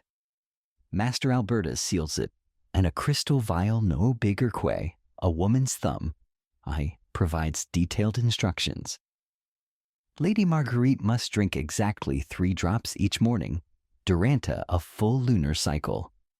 Pero only después de performing an act de genuine kindness towards someone who cannot benefit her in any way. El paiement para this sophisticated service is not just gold, but también a promise. If la poción works, y Lady Marguerite finds genuine love con el Duc or anyone else, she must return to provide Master Albertus con a detailed account to how her emotions changed. He maintains elaborate records de every potion's effects, building a database de knowledge que combines empirical observation con alchemical theory. As Lady Marguerite departs, carrying her precious vial, there's something in her posture que suggests the very act de seeking a solution has already begun changing her perspective. Sometimes, Master Albertus reflects as he cleans his equipment. The real magic is not on la poción itself, sino in the decision to believe que love is possible, worth pursuing actively rather que waiting passively para it to appear spontaneously. ¿Recuerdas a Lady Marguerite saliendo del laboratorio del alquimista con su vial de esperanza cristalizada? Ahora te encuentras en los aposentos nupciales del castillo de Blois, donde las antorchas han sido reemplazadas por velas perfumadas y donde el aire mismo parece cargado de una mezcla de expectación, nerviosismo y rituales tan antiguos que nadie recuerda completamente sus orígenes. Es la noche del 15 de junio de 1418. Y estás siendo testigo de la noche de bodas de Lady Catherine de Bourbon y Lord Edmund de Anjou. Pero lo que observas no es simplemente la consumación privada de un matrimonio. Es una ceremonia compleja que involucra a toda la comunidad del castillo en rituales que transforman a dos individuos en una unidad familiar reconocida, tanto por la ley divina como por la sociedad feudal. La preparación de los aposentos nupciales ha tomado una semana completa y ha requerido la participación de especialistas que van desde sacerdotes hasta curanderas, desde perfumistas hasta astrólogos. Master Guillaume el decorador ha transformado la habitación en algo que parece más un templo que un dormitorio. Las paredes están cubiertas con tapices que cuentan la historia de matrimonios bíblicos exitosos. El suelo está esparcido con pétalos de rosa que han sido bendecidos individualmente por el capellán del castillo, y la cama matrimonial está rodeada por cortina de seda, bordadas con símbolos de fertilidad que datan de tradiciones precristianas que la Iglesia ha absorbido silenciosamente en sus rituales oficiales. Los historiadores aún discuten si estos rituales de noche de bodas medieval tenían efectos psicológicos genuinos que ayudaban a las parejas a hacer la transición emocional de soltería a matrimonio, o si simplemente proporcionaban estructura ceremonial que hacía menos aterrorizante una experiencia que para muchas novias era completamente desconocida. Lo que sí sabemos es que las comunidades medievales habían desarrollado sistemas elaborados para asegurar que las noches de bodas fueran tanto exitosas como significativas, reconociendo que el futuro de familias enteras dependía de cómo comenzara a esta nueva unión. Lady Catherine, que hasta esta mañana era técnicamente virgen, ha pasado las últimas 3 horas en preparación ritual supervisada por Dame Isabel de Montmorency, una viuda respetada cuyo trabajo especializado es preparar novias nobles para sus noches de bodas. Esta preparación va mucho más allá del baño perfumado y el vestido hermoso. Incluye instrucción práctica sobre anatomía masculina, técnicas para manejar el dolor y la ansiedad, y algo particularmente importante, a coaching emocional sobre cómo mantener dignidad y control durante una experiencia que podría sentirse abrumadora. Una curiosidad extraordinaria de estos rituales era que reconocían explícitamente que las novias necesitaban preparación tanto física como emocional para la intimidad sexual. Dame Isabel ha proporcionado a Lady Catherine ungüentos especiales que reducen la incomodidad, breathing techniques que ayudan a manejar el nerviosismo, y algo que podría sorprender a observadores modernos, estrategias específicas para comunicar sus necesidades. Hay límites a Lord Edmund sin comprometer la dignidad de ninguno de los dos. Lord Edmund, mientras tanto, ha recibido su propia preparación de Sir Bertrand de Claquin, un caballero veterano cuya reputación incluye no solo prowess militar, sino también habilidad para guiar a jóvenes nobles a través de sus primeras experiencias de intimidad matrimonial. Sir Bertrand ha enfatizado que la noche de bodas no es una conquista que debe ser achieved rápidamente, sino el comienzo de una relationship física que durará décadas y que debe establecerse con gentileza. paciencia y atención genuina a las necesidades de Lady Catherine. El blessing of the bed, que precede la entrada de los novios, es una ceremonia que combina elementos cristianos con tradiciones mucho más antiguas. Father Anselm sprinkles holy water en cada corner de la bed mientras recita prayers para fertility y happiness. De Margot la herbalista quema incense hecho de herbs que supposedly promote physical harmony entre spouses, y en una touch que reveals las raíces paganas de estos costumbres. She también places bajo la bed pequeños sachets conteniendo earth desde lands owned por both families, symbolically uniting their territories a través de la unión de sus bodies. Una práctica particularly sophisticated era la inclusión de comfort objects en los aposentos nupciales.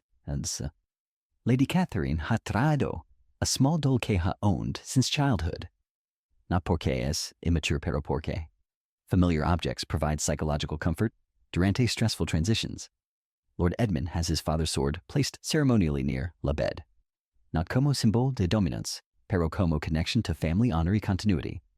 These objects serve como anchors de identity durante a night que represents profound personal transformation.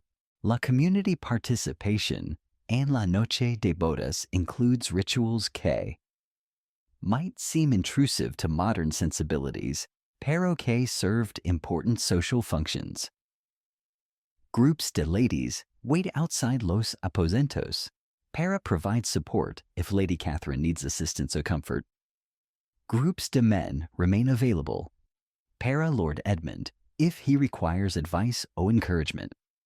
As recognition, que marriage affects entire communities, successful unions require community support, even durant their most intimate moments. But perhaps most revealing about medieval attitudes toward sexuality es el testimony requirement, que follows la consumación en la morning. Both Lady Catherine, Lord Edmund must provide discreet pero clear indication que la mariage has been physically consummated. Because unconsummated marriages could be annulled, y porque legal inheritance rights depend on proof to sexual union. This isn't crude public examination, but rather structured disclosure que protects privacy while ensuring legal clarity. Lady Catherine enters los aposentos wearing a special nightgown que has been designed specifically para wedding nights. Made to silk so fine it's almost transparent. It's beautiful enough para make her feel attractive, pero practical enough para allow easy removal. Most importantly, it's been blessed by las women de her family who have worn similar garments in their own wedding nights, creating sense de continuity I shared experience, que helps her feel less alone. Durante this transition, Lord Edmund's approach to los aposentos follows equally elaborate protocol. He must knock 3 times, you wait. Para Lady Catherine's permission to enter, acknowledging que aunque marriage gives him legal rights to her body. Courtesy I respect remain essential. He enters carrying a goblet, de wine que has been mixed, con herbs, para calm nerves, I enhance physical pleasure. Medieval recognition, que successful intimacy, requires addressing both emotional y physical comfort, lo que follows entre Lady Catherine y Lord Edmund as private. But la morning evidence suggests que los elaborate preparations have succeeded. Both emerge con la quiet satisfaction.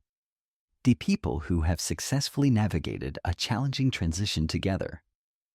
Their shared breakfast includes small rituals, que acknowledge their new status, sharing food from the same plate, drinking from la same cup, exchanging personal items, que symbolize their new unity. Una curiosidad. Extraordinary es que These wedding night rituals often established patterns, para-communication, yewai intimacy que lasted throughout marriages. Couples who learned to talk openly about physical needs or concerns durante their wedding nights frequently maintained better sexual relationships. Overall marital satisfaction durante decades de marriage. La elaborate preparation y community support created foundation para ongoing physical y emotional intimacy que purely spontaneous encounters often lacked. As you observe Lady Catherine y Lord Edmund beginning their first full day como married couple, you notice subtle changes in their body language, interaction patterns. They stand closer together, make more eye contact, touch more frequently pero also more casually. La physical intimacy de la night before has created emotional intimacy que affects every aspect de their relationship. They have become, literally overnight, different people than they were as individuals. Transformed into something new, why shared through rituals que recognized both la magnitude y la delicacy de this transformation? ¿Recuerdas a Lady Catherine y Lord Edmund emergiendo de su noche de bodas como personas fundamentalmente transformadas? Ahora te encuentras en un ambiente mucho menos romántico, los austeros chambers del Tribunal Eclesiástico de Aviñón, donde el aire está espeso con incienso y tensión legal, y donde los ecos de argumentos latinos rebotan contra paredes de piedra que han sido testigos de algunas de las disputas matrimoniales más creativamente desesperadas de la historia europea. Es una mañana gris de marzo de 1429, y estás presenciando el caso de Lady Beatrice de Montpellier versus Lord Geoffrey de Toulouse, donde una mujer noble está empleando un ingenio legal extraordinario para escapar de un matrimonio cruel y abuelito insoportable. En una época cuando el divorcio es técnicamente imposible, pero las anulaciones pueden obtenerse, por quienes comprenden las complejidades del derecho canónico.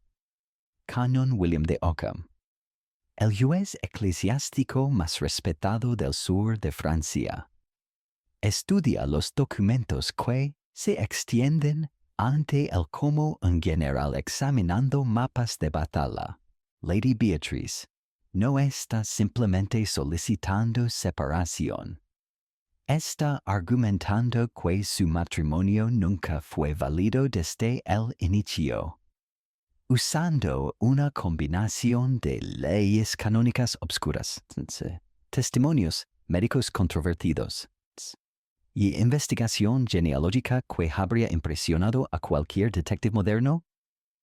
Su caso representa años de preparación legal y una comprensión sofisticada de las pocas rutas que las mujeres medievales tenían para escapar de uniones matrimoniales destructivas. Los historiadores aún discuten si estas anulaciones creativas realmente proporcionaban justicia para mujeres atrapadas en matrimonios abusivos, o si simplemente permitían que los ricos manipularan el sistema legal religioso para evitar consecuencias de decisiones matrimoniales imprudentes. Lo que sí sabemos es que las mujeres que lograban anulaciones exitosas a menudo demostraban un conocimiento del derecho canónico que rivalizaba con el de los clérigos profesionales, y que estos casos establecieron precedentes legales que expandieron gradualmente los derechos femeninos dentro del sistema feudal. Lady Beatrice, una mujer de 32 años cuya inteligencia es tan notable como su determinación, presenta su caso con la precisión de alguien que ha estudiado derecho canónico durante años.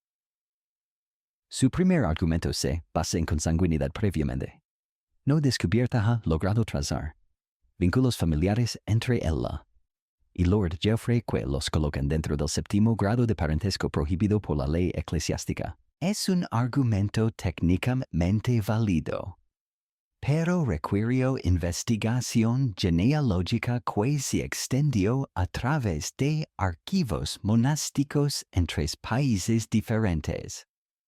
Una curiosidad fascinante de estos casos de anulación era que las mujeres a menudo desarrollaban networks de apoyo femenino que incluían no solo familiares sino también scholars femeninas. Religious women con acceso a archivos eclesiásticos y incluso prostitutas que podían proporcionar evidencia sobre la vida sexual de esposos infieles. Lady Beatrice ha construido una coalición de mujeres que incluye su hermana monja, quien ha proporcionado acceso a récords genealógicos.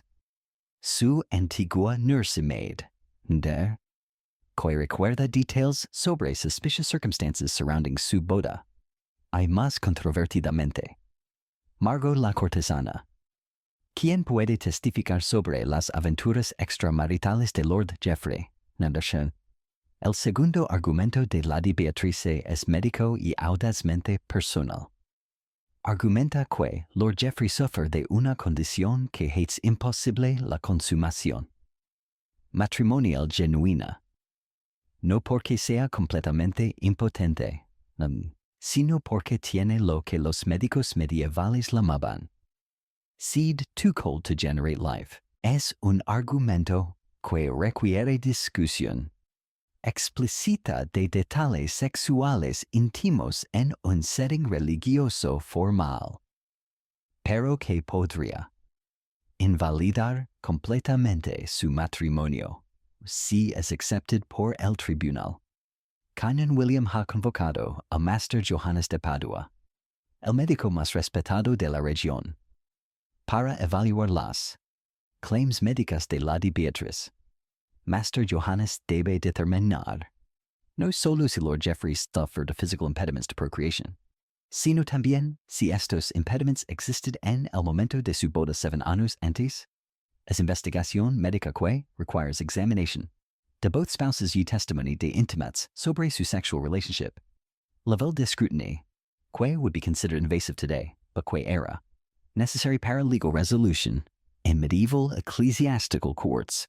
Una práctica, a particularly sophisticated que Lady Beatrice ha employed es la documentación meticulosa de su married life, que supports her claims de fundamental incompatibility. Ha mantenido durante years detailed records de Lord Geoffrey's behavior, including data de sus violent outbursts, records de property que he has wasted through gambling, why testimonies desde servants sobre his treatment to household members, as building comprehensive case que Geoffrey represents danger tanto to her physical safety como to economic welfare de any future children. Pero perhaps most remarkably, Lady Beatrice had discovered what might be considered una loophole on medieval marriage law. Ella argumenta que fue coerced into marriage mientras estaba under influence de medicinal herbs que impaired her judgment. Master Johannes had testified que certain combinations de herbs commonly used para menstrual irregularities could temporarily affect decision-making abilities. If Canon William accepta que Lady Beatrice was not mentally capable, de informed consent when she married, the entire union becomes invalid. Lord Geoffrey's defense, presented por Canon Robert de Beauvais, attempts to discredit Lady Beatrice's character rather than address her legal arguments directly. He argues que she has become infected con ideas above her station. As a result, the excessive reading by association can learn in ed. Women quien have filled her head con dangerous notions about female autonomy. A strategy que reveals how threatening these educated women were considered to traditional social order. Una curiosity extraordinary de estos proceedings es que incluían character witnesses quien could testify about moral fitness of both spouses, para marriage.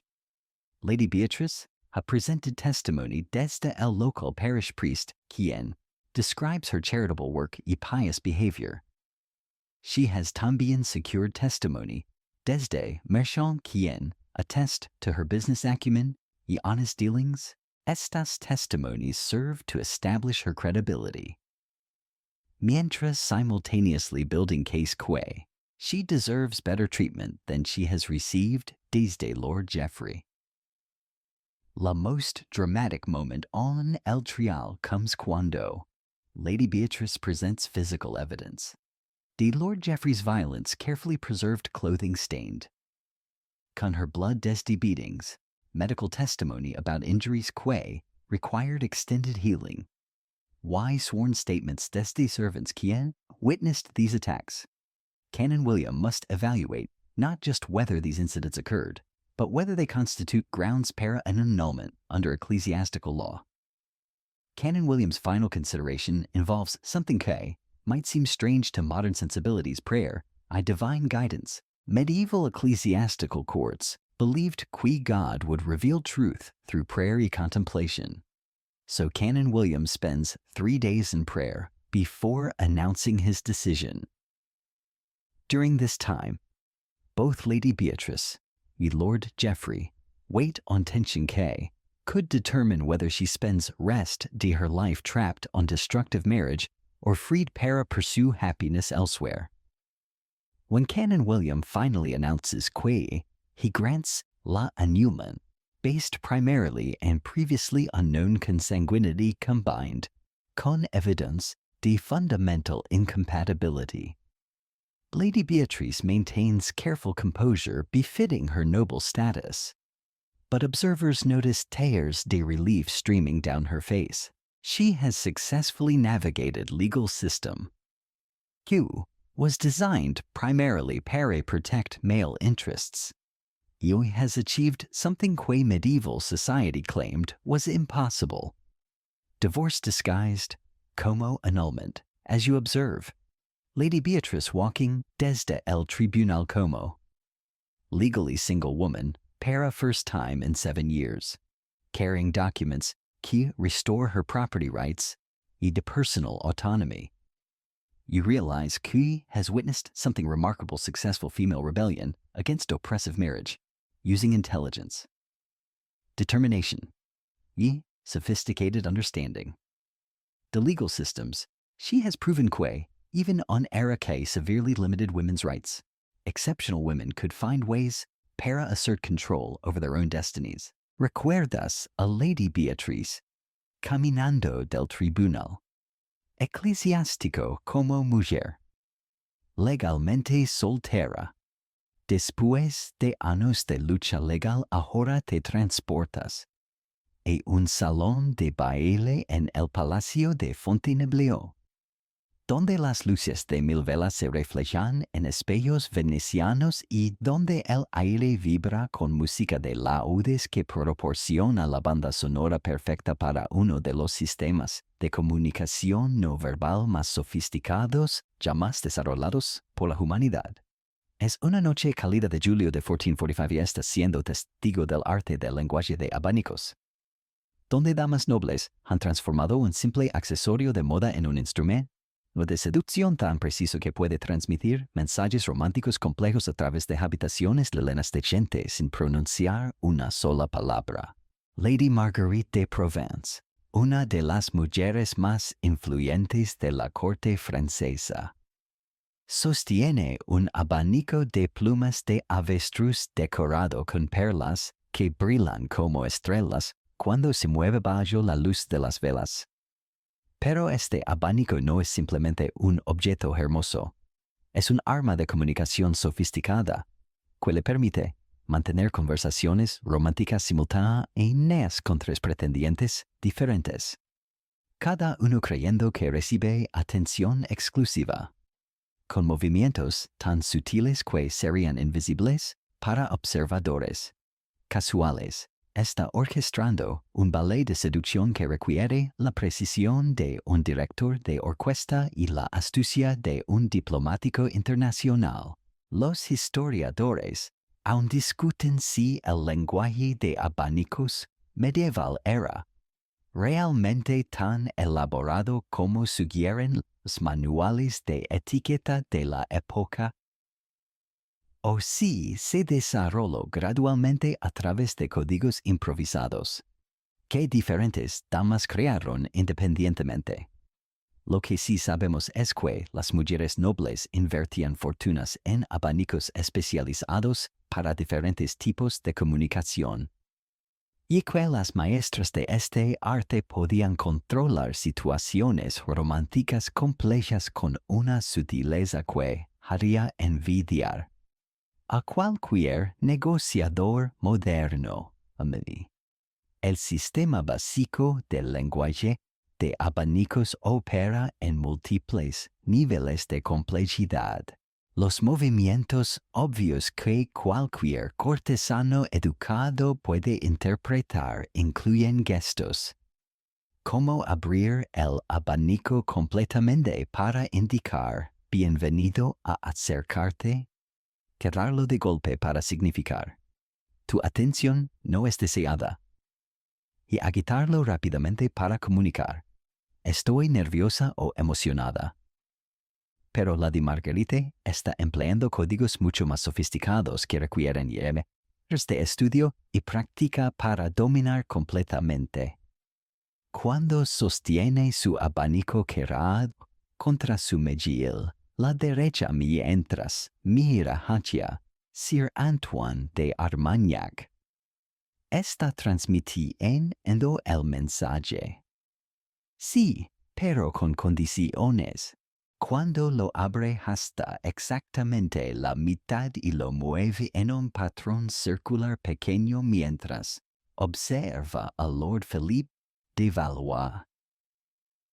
Está diciendo: tu propuesta es interesante, pero necesito tiempo para considerar.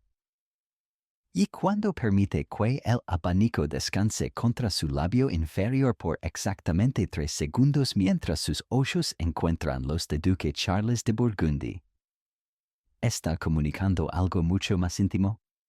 Mis pensamientos se dirigen hacia ti cuando estoy sola. Una curiosidad extraordinaria del lenguaje de abanicos era que diferentes regiones de Europa habían desarrollado variaciones dialectales, como idiomas regionales. Un gesto que significaba amor eterno en la corte francesa podría interpretarse como indiferencia cortes en la corte inglesa. Las damas que viajaban entre cortes diferentes debían ser lingüísticamente fluidas en múltiples sistemas de abanicos. Y los malentendidos románticos causados por confusiones dialectales eran tan comunes que algunos diplomáticos incluían intérpretes de abanicos en sus entourages oficiales. Lady Marguerite ha perfeccionado lo que se conoce como conversación multilateral, la capacidad de mantener diálogos separados con múltiples personas, simultáneamente usando diferentes aspectos de su abanico. El lado izquierdo de su abanico, decorado con rosas bordadas, está dedicado a su comunicación con Sir Antoine. El lado derecho, adornado con lirios, sirve para mensajes dirigidos a Lord Philippe, y el centro, donde las plumas más largas crean sombras dramáticas, se reserva para sus intercambios más íntimos con Duque Charles.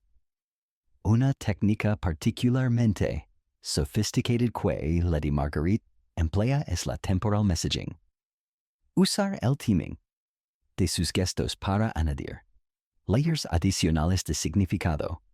Cuando abre su abanico exactamente cuando el músico alcanza la nota más alta de una balada romántica, está amplificando el poder emocional de cualquier mensaje que esté enviando. Cuando lo cierra durante los pasajes menores y melancólicos, está añadiendo notas de urgencia o tristeza a su comunicación no verbal. Los abanicos themselves eran obras de arte engineering que revelaban el estatus social y las intenciones románticas de sus usuarios. El abanico de Lady Marguerite contiene elementos que funcionan como señales adicionales pequeñas joyas incrustadas, que brillan cuando se mueven de ciertas maneras. Plumas tenidas con colores, que corresponden a different meanings, emocionales, e incluso pequeños, obras diminutos, que pueden reflect candlelight, hecha specific individuals para capturar su atención sin alertar a otros. Una práctica fascinante era la creación de fan partnerships entre amigas que coordinaban sus fan languages para crear conversaciones grupales complejas.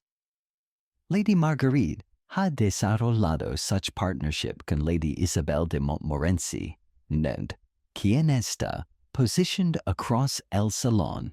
Together, pueden maintain una running commentary sobre los various romantic dramas unfolding around them, criticar el behavior de certain courtiers, e incluso coordinate romantic strategies, todo a través de fan movements que appear casual to outside observers. But perhaps most remarkably, el fan language incluía grammar, syntax comparable to spoken language. Lady Marguerite puede construct complex sentences usando combinations de gestures que include subjects, verbs, objects, even conditional clauses.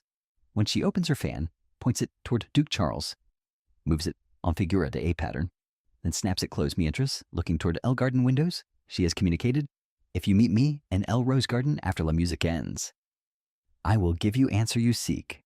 El vocabulary de fan language era extensive enough to permit detailed romantic negotiations. Different speeds de fanning corresponded to different emotional intensities. Different positions de held fans communicated different relationship dynamics. Even la angle at which yon fan was opened could modify el, meaning the accompanying gestures, similar to how tone de voice affects spoken words. Master practitioners like Lady Marguerite had vocabularies de hundreds de distinct meanings, que could be combined into thousands de possible messages. Una curiosity. Extraordinary era, casi fan language, often permitted communication, que would be inappropriate if spoken aloud. A woman could proposition a man, reject unwanted advances, criticize her husband's behavior, arrange clandestine meetings, usando fan signals que were invisible to chaperones family members, pero perfectly clear to intended recipients. It was female agency disguised como decorative accessory usage. Lady Marguerite's fan choreography, Esta Noche, is particularly ambitious because she's attempting to resolve una romantic situation que has been developing durante months. Sir Antoine believes he has exclusive courtship rights. Lord Philippe thinks she's considering his marriage proposal. Duke Charles assumes their secret relationship is progressing toward official engagement. Through careful fan work, she intends to clarify her true feelings, sin causing public embarrassment or political complications para anyone involved. El climax de her fan performance comes cuando she executes what devotees de el art call the Great Revelation. Una sequence de gestures so complex y precisely timed que it communicates her romantic decision to all three men simultaneously, while also explaining her reasoning. She opens her fan completely while looking at Sir Antoine acknowledgement to his affection, then closes it halfway, mientras glancing toward Lord Philippe. Recognition que his proposal has merit, but finally allows it to rest against her heart, whilst maintaining eye contact with Duke Charles. Declaration que her deepest feelings belong to him. La response desde los three men is immediate y telling. Sir Antoine bows gracefully, y withdraws. Understanding que he has been gently but definitively dismissed, Lord Philippe looks momentarily confused, then nods with apparent relief. Perhaps his proposal was motivated more por political necessity than genuine affection. Duke Charles, however, responds, con his own sophisticated gesture. He adjusts his sword, so Kay, its jeweled hilt, catches candlelight. I reflects it directly back toward Lady Marguerite's position. His way, de accepting her communication, de confirming mutual understanding. As the evening progresses, you observe other ladies throughout a ballroom engaging in similar fan conversations, con varying degrees, de skill y subtlety. Some are clearly beginners, limited to basic yes-no communications. Others demonstrate intermediate proficiency, managing simple conversational exchanges. But few can match Lady Marguerite's mastery to what amounts to an entire language system that permits complex human interactions to occur completely silently. Why, as she eventually makes her way toward Elle garden doors, her fan held en la précise position, que means follow at discreet distance if you wish to continue our conversation privately. You realize Key has witnessed something remarkable, a communication system. Key allowed medieval women to exercise romantic agency control social situations, despite living in era que severely limited their official power authority. Duke Charles, following her at exactly la appropriate interval, mientras maintaining plausible deniability about his intentions, carries with him la satisfaction de someone who has just received una clear, unmistakable, or romantically encouraging message without a single word being spoken aloud. Recuerdas a Lady Marguerite dirigiéndose hacia los jardines seguida discretamente por Duke Charles. Sus fan messages habiendo orquestado una cita romántica sin una sola palabra hablada. Ahora te encuentras en una esquina que desafía todas las expectativas sociales de la época, una cabaña de leñador en los bosques cerca de Frey Augims, donde el aroma de pan casero se mezcla con el perfume de rosas silvestres y donde dos personas de mundos completamente diferentes han creado un refugio de amor que podría costar las vidas de ambos si es descubierto. Es una tarde dorada de agosto de 1461 y estás siendo testigo del romance más peligroso de la era medieval, el amor entre clases sociales, donde Lady Eleanor de Champagne y Tomás el Carpintero han construido una relación que desafía cada convención social imaginable. Lady Eleanor, cuya sangre bebe, noble se remonta a Carlomagno. Está arrodillada, junto a fuego, ayudando a Tomás a preparar una cena simple de pan, queso y vino de campesino, sus manos, que normalmente se dedicarían solo a bordado delicado y tocar el laúd, están manchadas con harina y jolín hoy, pero su rostro irradia una felicidad que nunca mostró durante años de cortejo por parte de duques y condes.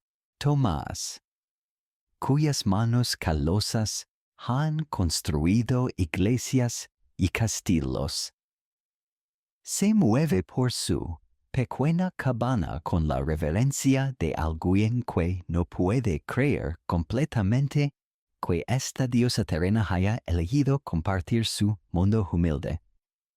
Los historiadores aún discuten si estos romances entre clases realmente representaban amor genuino que trascendía barreras sociales, o si eran principalmente rebeliones psicológicas contra las restricciones de la vida aristocrática que usaban el amor como excusa para escapar de responsabilidades sociales. Lo que sí sabemos es que tales relaciones ocurrían con suficiente frecuencia para generar leyes específicas que las prohibían, y que las parejas que las pursued a menudo desarrollaban conexiones emocionales tan profundas que preferían exile o death antes que separarse. Su historia de amor comenzó 6 meses atrás durante una de las escapadas secretas de la de Eleanor al mercado común. Disfrazada como merchants, toda para experimentar life beyond castle walls. Thomas estaba reparando damage de tormenta en el techo de la iglesia parroquial cuando ella entró para prayers matutinas. Lo que comenzó como simple conversation sobre la belleza de su craftsmanship evolved durante weeks of clandestine meetings into the most intense emotional connection que either había experimentado. Una curiosidad extraordinaria de estos romances prohibidos era que often produced relaciones más igualitarias que marriages within same social classes.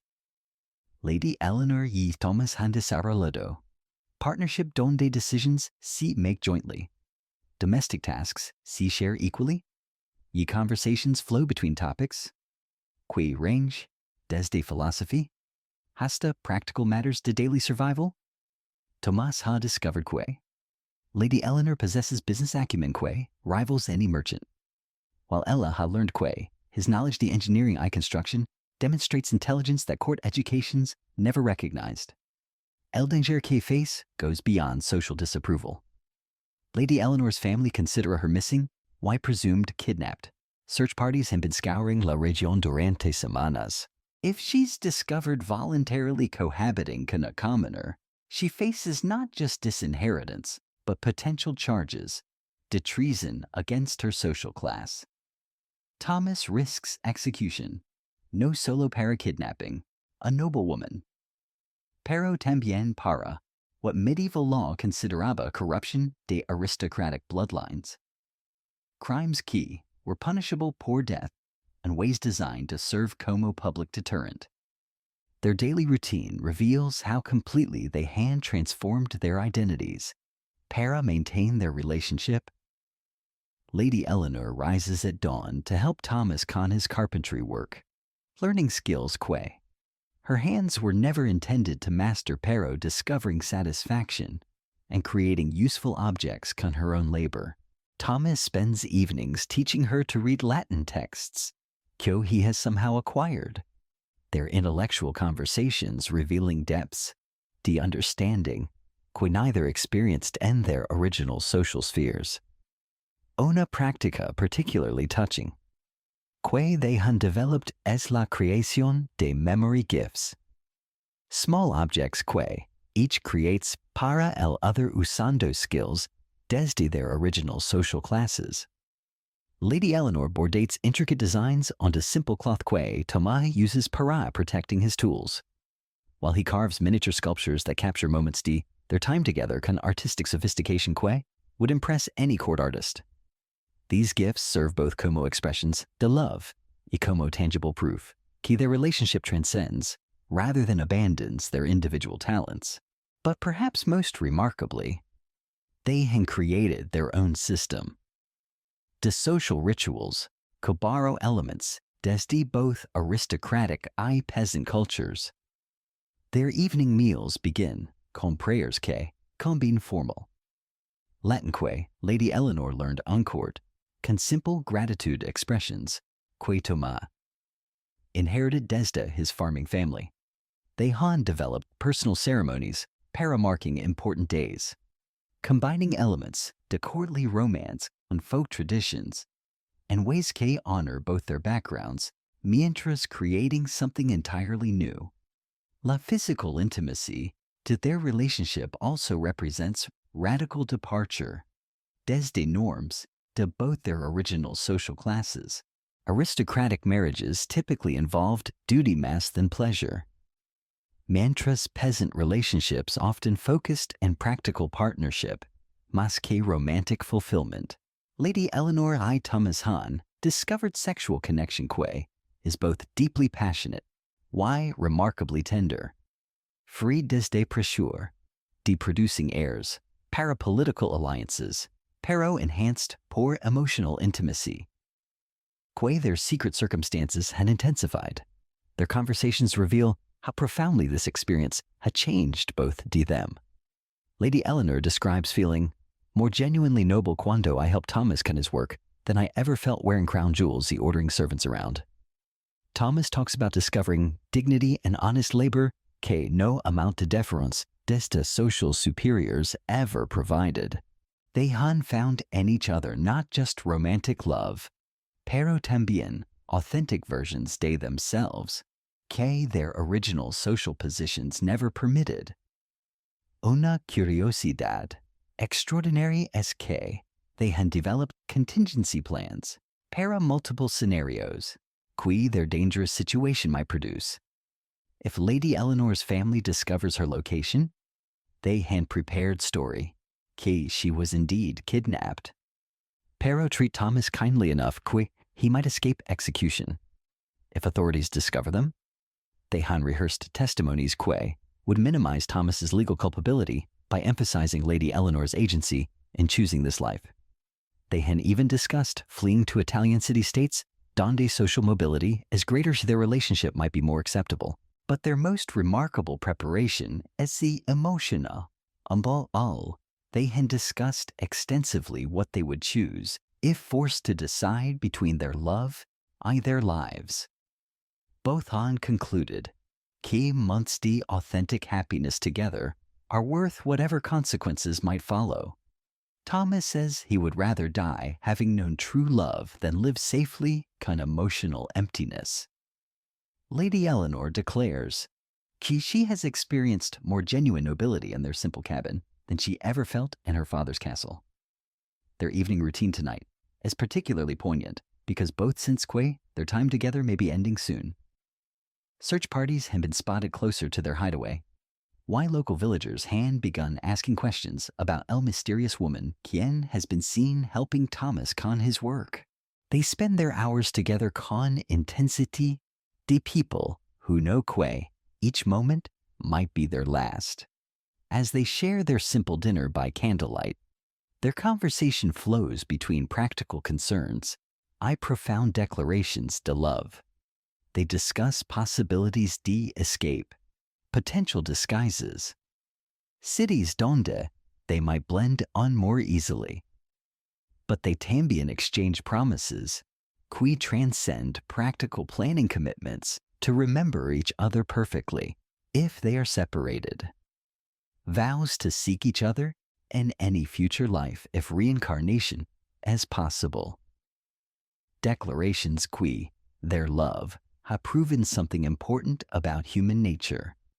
Neither wants to forget, as you observe them falling asleep in each other's arms.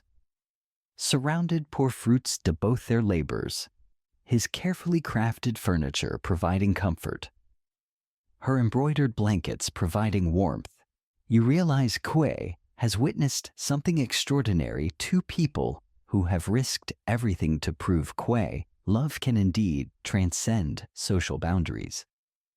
Ye, who had discovered on process que their individual worth as human beings has nothing to do con circumstances to their births.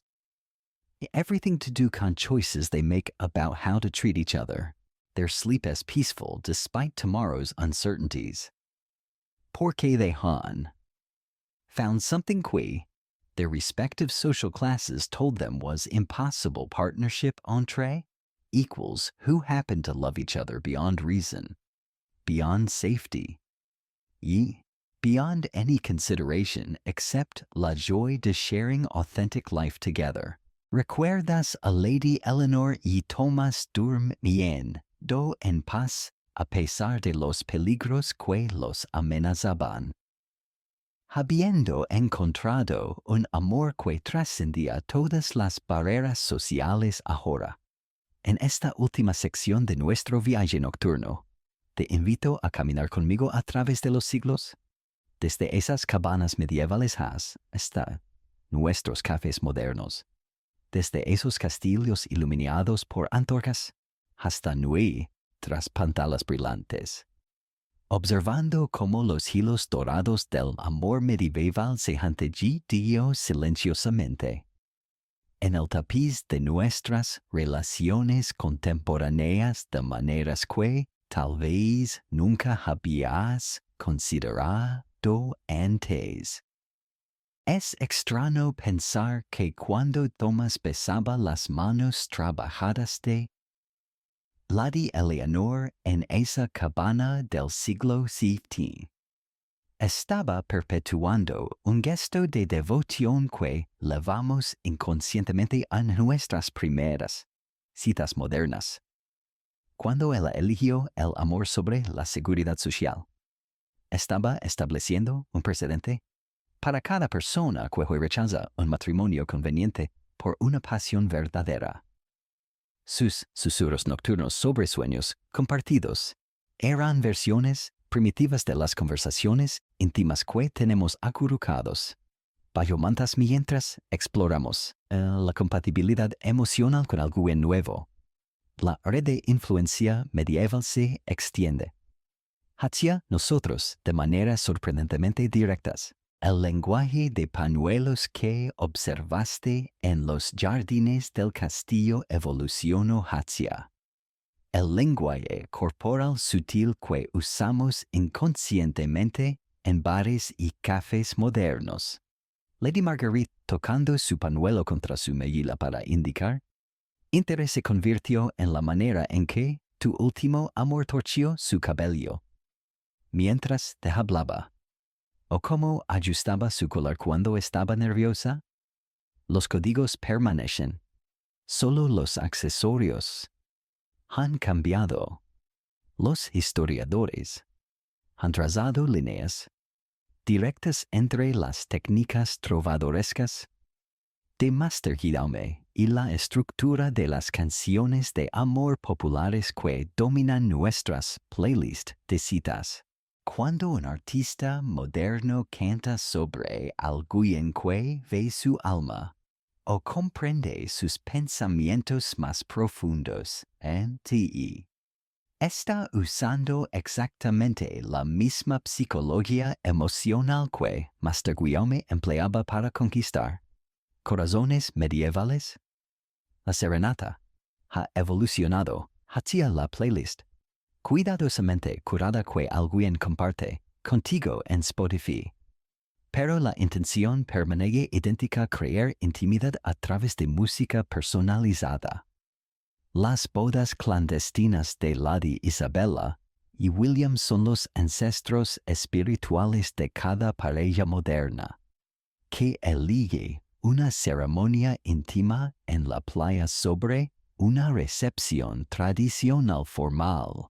Su decisión de priorizar autenticidad emocional sobre aprobación social estableció un precedente para generaciones de amantes que han comprendido que el matrimonio real ocurre entre dos personas, independientemente de cuántos testigos estén presentes o cuánto dinero se gaste en la celebración.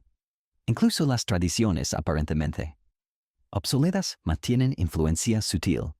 El ritual del zapato nupcial de Lady Agnes evolucionó hacia las supersticiones modernas sobre algo viejo, algo nuevo, algo prestado, algo azul, que las novias contemporáneas siguen sin comprender completamente sus orígenes medievales. Su creencia de que ciertos objetos podían influir en la felicidad matrimonial se refleja en la manera en que las parejas modernas guardan tokens sentimentales: el boleto de su primera película juntos, la rosa preservada de su primer San Valentín, fotografías que tratan como talismanes de buena suerte romántica.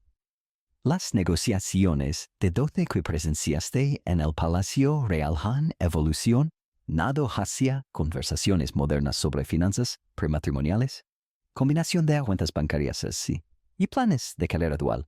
Cuando las parejas contemporáneas discuten quién pagará qué y cómo manejaremos el dinero, están participando en versiones modernizadas de los mismos negociaciones económicos que determinaban matrimonios medievales. La diferencia es que ahora ambos partners típicamente confluyen recursos pero la necesidad fundamental de alinear expectativas financieras permanece invariable. El amor cortés que observaste entre Sir Tristan y Lady Isolde ha evolucionado hacia fenómenos románticos modernos, que reconoceríamos inmediatamente. Las relaciones emocionales intensas, pero no físicas, que algunas personas mantienen con friends, coworkers o even celebrities reflejan la misma comprensión. Medieval de que el amor puede existir en múltiples formas simultáneamente.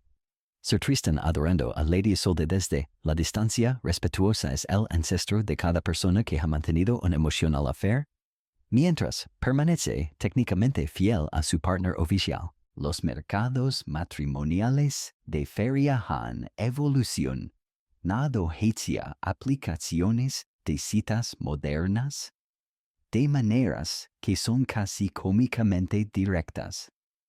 Catherine la escribana, demostrando sus habilidades, literacy para atraer Master Pierre, es fundamentalmente idéntico a alguien elaborando cuidadosamente su perfil de LinkedIn o destacando sus achievements educacionales en su bio de Tinder. La diferencia es que el mercado medieval era físico y estacional, mientras que nuestro mercado moderno es digital y perpetuo. Pero ambos sistemas recognize que successful partnerships require compatible skills y shared ambitions. Las pociones de amor de Dame Morgana han evolucionado hacia modern psychological understanding de cómo expectación y ritual pueden genuinely influence romantic outcomes. Cuando alguien USA specific perfume, dates, pork, brings good luck, o performs certain grooming rituals, porque makes them feel more confident. They're engaging in modern versions de medieval love magic. La belief que certain actions can influence romantic success remains psychologically powerful, whether el mechanism is supernatural or psychological. Incluso las prácticas más controversiales han dejado legacies. Los duelos de honor han evolucionado hacia competitive behaviors, que modern partners engage en para demonstrate commitment, public displays de affection, designed para mark territory, social media posts que declare relationship status, even willingness para engage in conflict con friends or family who don't approve their romantic choices. Sir Geoffrey, Sir Aldrich, fighting consorts, para when Lady Veronique's love is psychologically similar to modern partners who compete para demonstrate devotion through grand gestures or dramatic sacrifices. Las técnicas de fan language que dominaba Lady Marguerite han evolucionado hacia todas las formas de non-verbal communication que usamos para flirt y communicate interest in social settings. Eye contact patterns, body positioning, subtle touches, even timing de text message responses. Todos estos modern behaviors follow psychological principles que medieval fan language had codified centuries ago. We've simply transferred el vocabulary desde fans to facial expressions, desde physical gestures to digital timing. Perhaps most significantly, el medieval understanding que love requires both passion and practical compatibility have become foundational to modern relationship psychology. Medieval couples who successfully navigated arranged marriages often discovered que emotional intimacy could develop dentro practical partnerships, while couples who married purely para passion learned que sustainable love requires shared values and compatible life goals. Modern relationship counseling essentially teaches these same medieval insights about balancing romantic feelings con practical considerations. The rebellions you witnessed, Lady Veronique rejecting her dueling suitors, Lady Beatrice fighting para legal freedom, Lady Eleanor choosing love over social status, established templates para female agency que continue to influence how women approach romantic relationships today. Each woman who chooses career over marriage, who leaves unsatisfying relationship despite social pressure, who prioritizes emotional fulfillment over financial security as following paths, arc these medieval women carved out through their courage to defy conventional expectations. As our night together draws to its close, as you prepare to return, desde these torchlit castles, my moonlit gardens to your own modern world, de glowing screens, endless possibilities. Carry you. This understanding every time you feel your heart accelerate cuando. Someone special texts you back. Every time you carefully choose words, para express feelings you've never felt before. Every time you risk vulnerability, para create deeper connection can another human being. You are participating in traditions. With stretch back through centuries, to lovers who faced far greater obstacles than you'll ever encounter. Yet who found ways para create beauty. Meaning, I transcended joy through la simple, eternal act. De-opening their hearts to another person. The medieval lovers whose stories we've shared tonight would recognize instantly el flutter de excitement you feel when someone you care about walks into a room, el careful attention you pay to subtle signals, de interest or disinterest, a way you transform yourself slightly cuando you're con someone who makes you want to be better than you usually are. They would understand completely your willingness. Para stay up until dawn talking con someone whose mind fascinates you. Your desire, para share experiences, que become more meaningful. Cuando shared, your capacity, para find magic in ordinary moments when you're con exactly la right person. Love and todas sus forms, passionate, practical, rebellious, traditional, physical, emotional, lasting. Temporary remains fundamentally unchanged across centuries because human hearts remain fundamentally unchanged. Medieval lovers faced different obstacles, pero sought same rewards connection, understanding, acceptance, passion, companionship, y la peculiar joy, que comes desde being genuinely known, y appreciated por another person. Their victories, failures. Their innovations, mi traditions. Their courage, vulnerability. All live on in every modern heart que dares to love authentically.